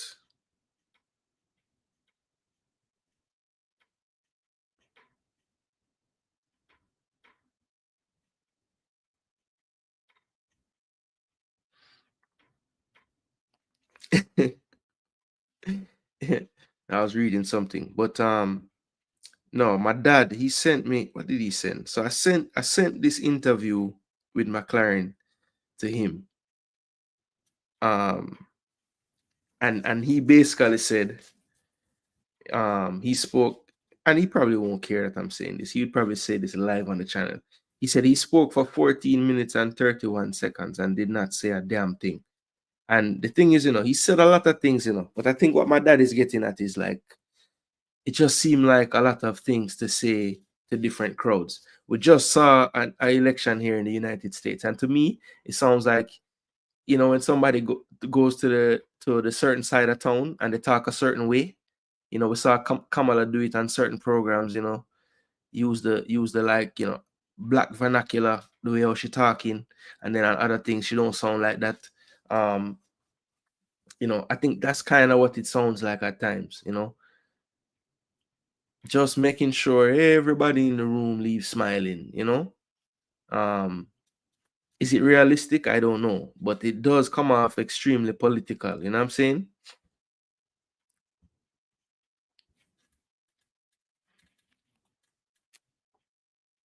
But yeah, cranky. Me not really stay on for long, you know. But if you want to call, if you want to call in and drop some words, you can. Let me put the calling number. Actually, you just WhatsApp call me, cranky. WhatsApp call me, cranky, if you want to talk. If you have some thoughts to share. But yeah, I'm not going. I'm probably going for another maybe 10 minutes or so. So if anybody want to call in, they can. There's the call-in number. If you have any thoughts to give on the McClaren interview, that's pretty much my thoughts on it. So I went through the player ratings and everything. That's pretty much how I see it. I thought that, yeah, he's, you know, at some point he's gonna have to, you know, just decide that he's gonna focus on this, because right now you can tell he's trying to do a lot of things at once. You know what I'm saying? But yeah, I don't think I'm gonna do a whole half an hour. Or else I would just drop the link to your cranky. But if you want, just call in that number right there, and I will let the people hear what you got to say, or anybody else for that matter that would like to say something. In the meantime, we'll just go and read the comment section. He said the coach a flip flop on his words, a shoe with big bread. BM, big up BM. Long time we no see you. Jason last year after beating Canada, Argrimson said he was going to look at players. We later found out he was job hunting. Don't be surprised if Steve is doing the same. Boy, I might tell you, don't put it past them, brother, you know, since the last time, you know. I don't know why I have a feeling like Steve is a little more genuine. Like to me, when him say, you know, it was quite a thing to go to Bob Marley Museum, and I think him really believe that, you know. Cause remember, you know, Bob Marley is a legend, you know, brother, to a man like Steve, you know. So I really and truly believe, like, the fact that he's Jamaica coach is something that him actually like, you know, like that is really cool for him personally, honestly. Because it's different. I don't think Hallgrimson really, it was a job for Hallgrimson. And it is a job for McClaren, you know. But I feel like him is more in tune with like him want, like, brother, Hallgrimson would have never want to figure out no seal it up and all them something there. They're different. They're different. You can tell. You can tell. I wish it was that easy plugging in players without the required skill to do things we aren't good at. Maybe because he didn't select the team. I think the best start for the future is to bring in the best available 23 in March.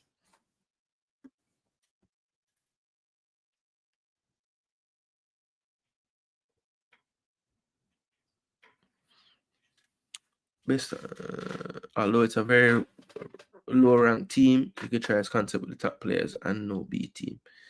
Yeah, no, I agree totally, Tuffy Rudy. Every time we play a team like a St. Vincent or any kind of window where we think the team going easy, right away people like, nobody call up all the big ball of them because you don't need them for this game and da. But for me, I feel like call them and play a possession game where you want to play. Panama players are at a lower level, but they can play the ball better. What is your take on that? For me, it's poor management of the team. Are the Panama players really at a lower level though? Honestly, are they?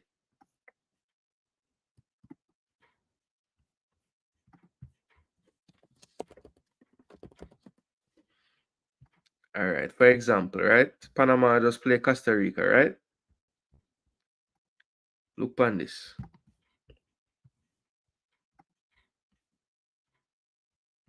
Mosquera. Where Mosquera play? Him just gone Saudi. Yeah, him just go Saudi Pro League, right? So that's Mosquera. Him are the keeper.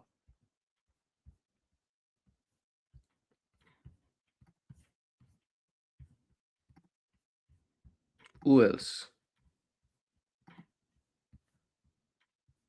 Fidel Escobar. Which part in there? Him play a Costa Rica for Saprissa. We have Bala Saprissa can't get called for Jamaica.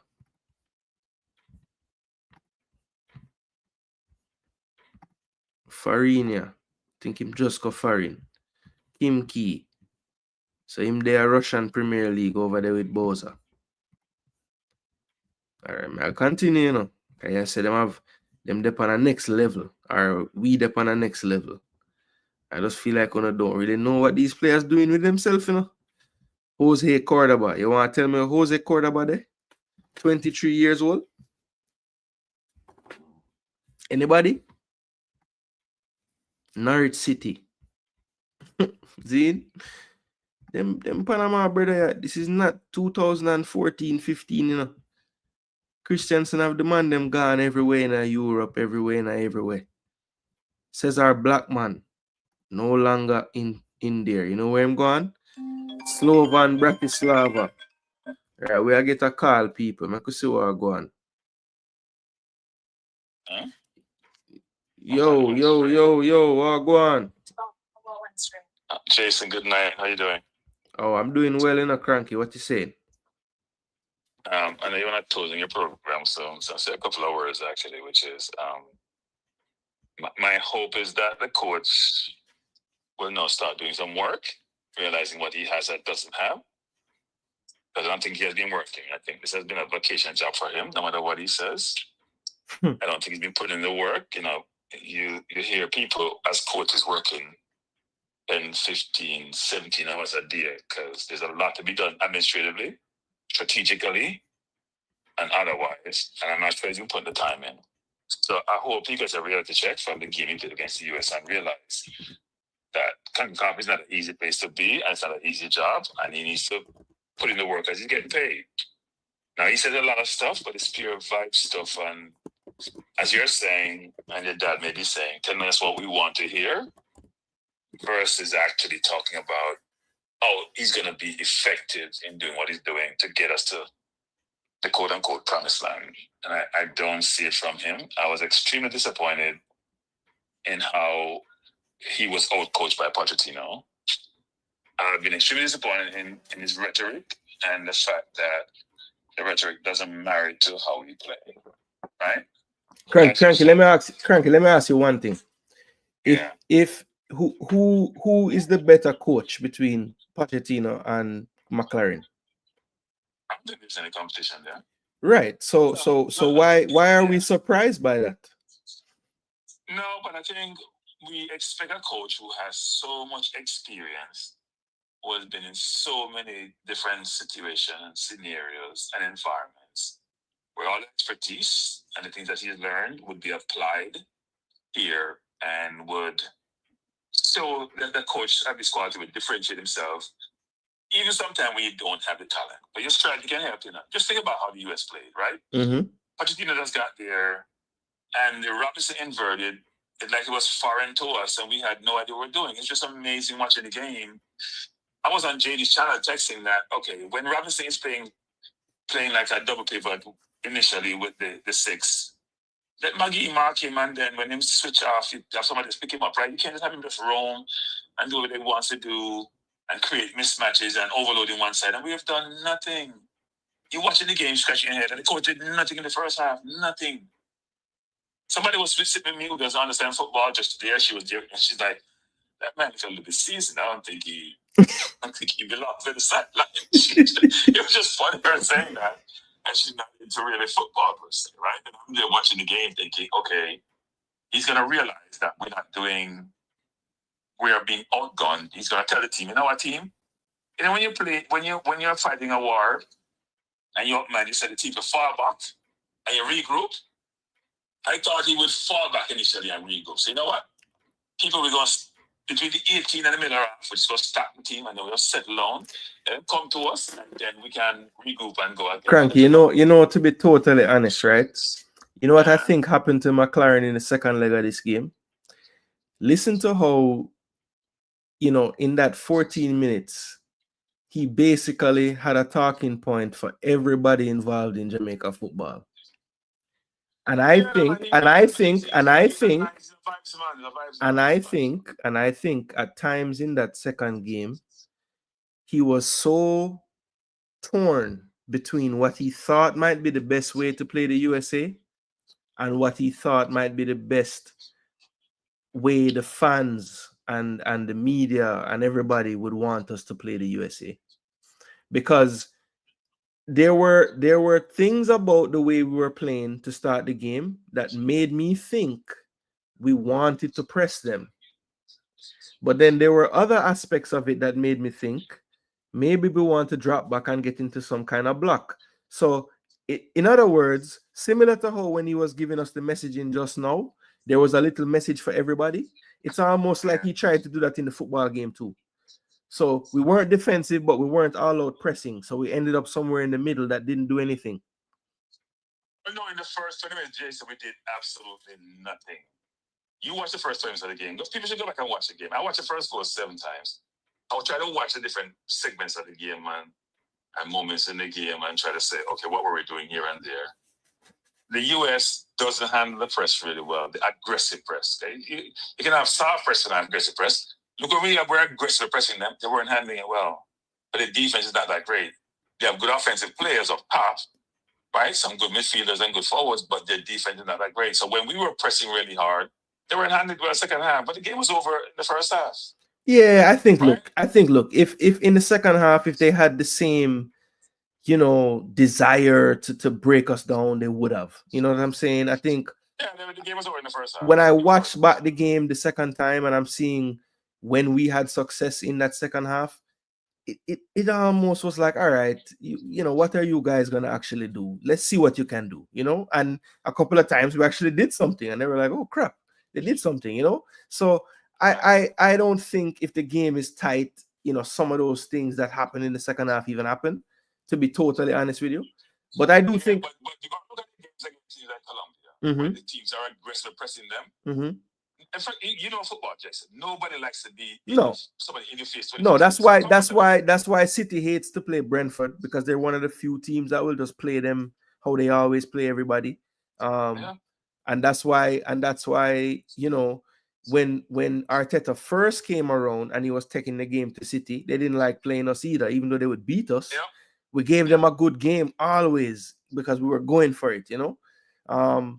But I think honestly, if we're gonna press the team, we can't have this huge gap between the midfield and the defense. That's my major problem, because what ends up happening, you know, you press high, that means we only have 2 in midfield typically, so those 2 are also pressed high, so that space in between those 2 midfielders and the defense is way too wide.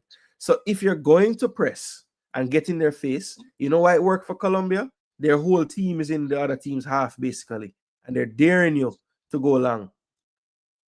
But I mean, if you're saying the 3 lines of defense have to have the proximity between the 3 has to be such where, right? And the problem that we have is that our defense may not be totally comfortable of playing really high because the ball, if you're precision passers who can play the ball behind the third line defense, it becomes a problem. The problem that we shouldn't be worried about, we say we are athletic in football.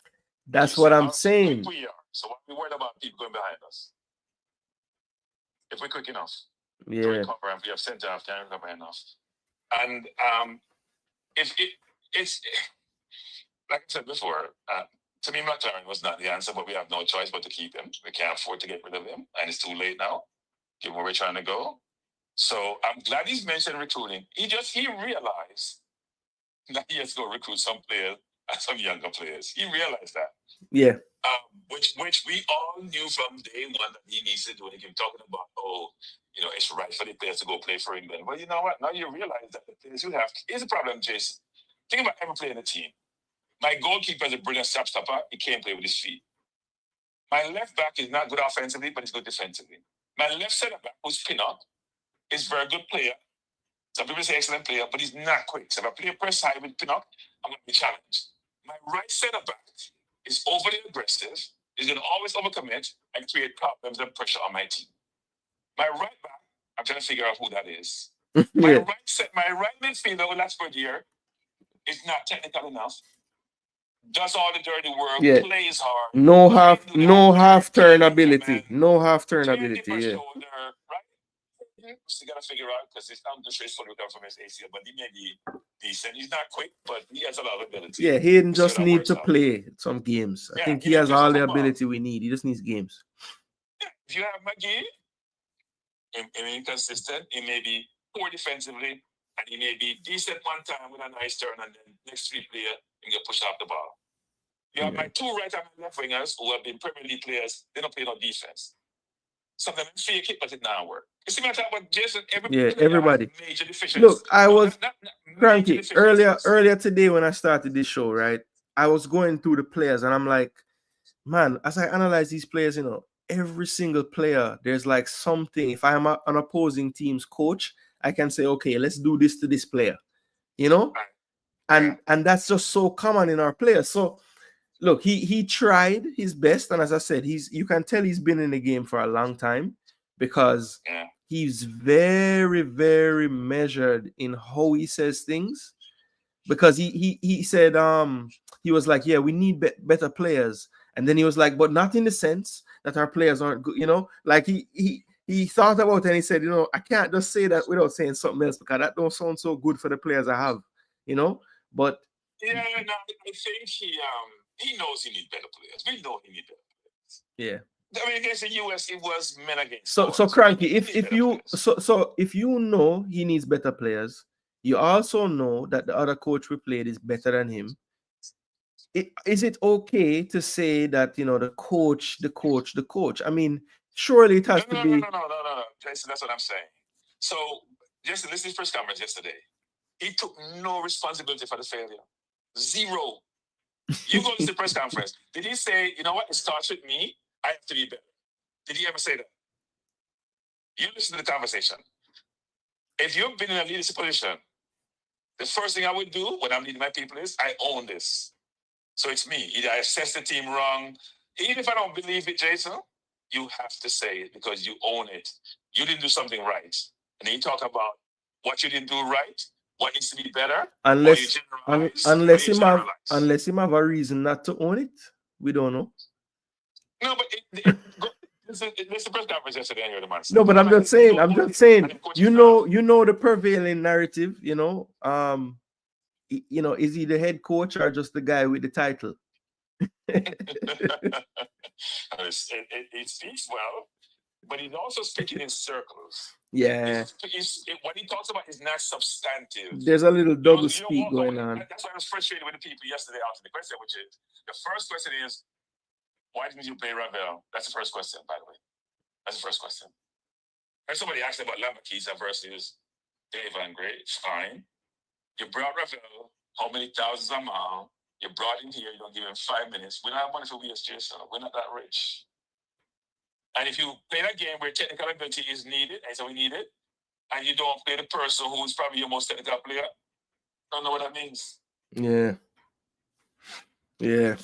But I think I have enough time, but yeah, man, cranky. I mean, We have the hand, so we have to just deal with the hand with that. We have to deal with it, brother. We have to deal with it. I think all right. So last thing, I just gotta ask you one real quick. Right now, Grim or McClaren? Right, Jason. Neither, but I think McClaren in the long run. Okay. If he gets the players that fit his system. I don't like to play a low block football 24/7 and hope to counter you. But let me just say this about something. If I had a team to pick, both Gray and Billy on the bench. Let me say that again. If I'm picking my team, both Gray and Billy on the bench. And Cephas a player. Because all the people talk about the Cephas fast and foolish. I watch this. Jason, check the stats, Jason. Did Bailey or Gray have a dribble pass that game against the US in any game? Do they create mismatches? Do they create a situation where the defense is fearful? Do they create a situation where defense have to double team them and create opportunities for their other teammates? Go look on the stats. Yeah. It's not good. It's not good. That means even Cephas far and foolish, and he's my fees boy. And here's another thing to with Cephas, which I get frustrated about. Do somebody in practice say, okay, let's run scenario analysis, let's run certain drills, let's make sure he gets to the 18, and let's make him make a decision in a real-time situation you create.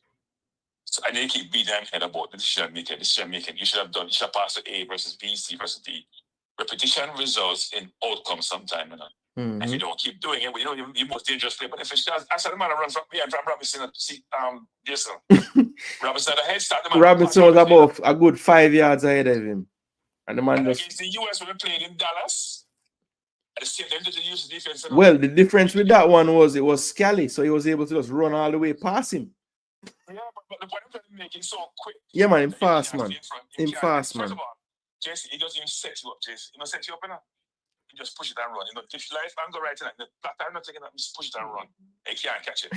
So a player like that, if you have some football ability and you work with him for the decision-making part, because it's not impossible, you can get the best out of him.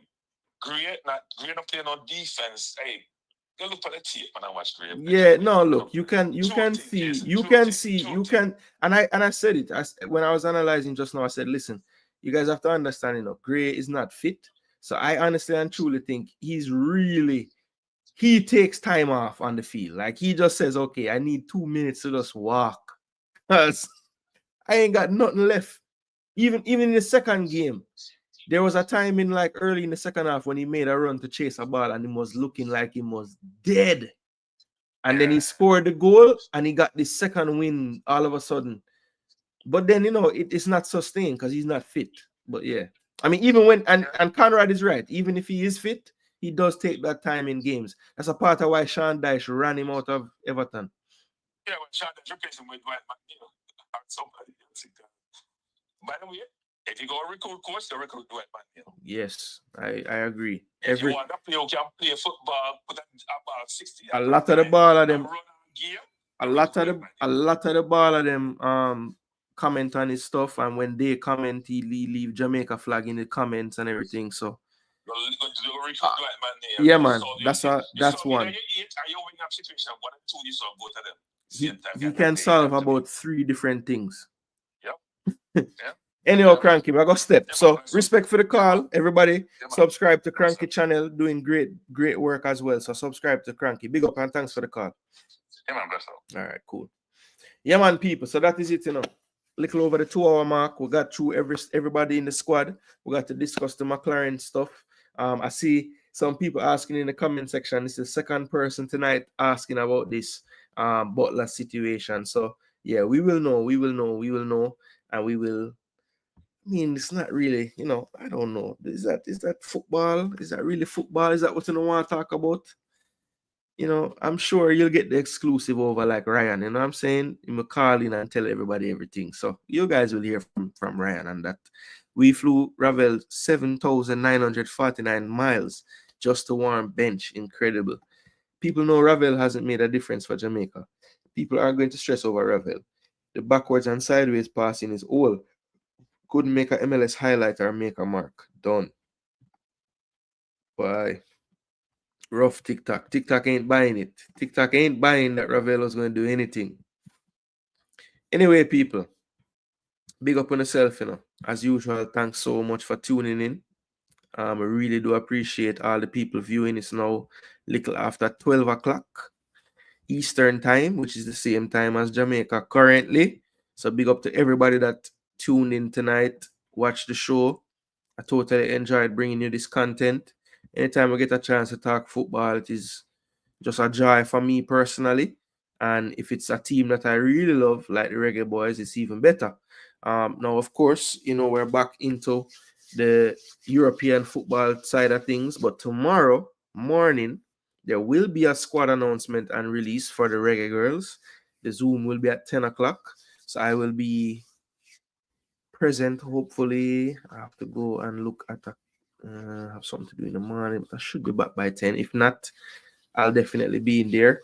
But yeah, so tomorrow, more than likely, I will have some kind of content surrounding the Reggae Girl squad announcement. We'll break down the squad, the players, you know, my style, people tell you what's going on with the girls and what they've been up to for this window heading into the games against South Africa. All right, people. So big up and thanks again for the support. If you haven't already on the way out, smash that like button. And thanks again for tuning in. Big up all the people in the building that came around. Everybody with their different views and opinions. We really do appreciate everybody being able to share their opinions without going to the state of wars. It is not that serious, people. It is football. I know football is life, but football is not life and death. All right, people, remember that. So big up on yourself. Thanks so much for tuning in. And until next time, people, I am Jason Gooner. This is Jason Gooner TV. And remember, Reggae Boys, Reggae Girls, all the way. We not give up, people. It might look bleak, might look very bleak, but if we keep on shining the light, maybe those in power will see the damn light. All right? Big up on yourself and thanks again for tuning in.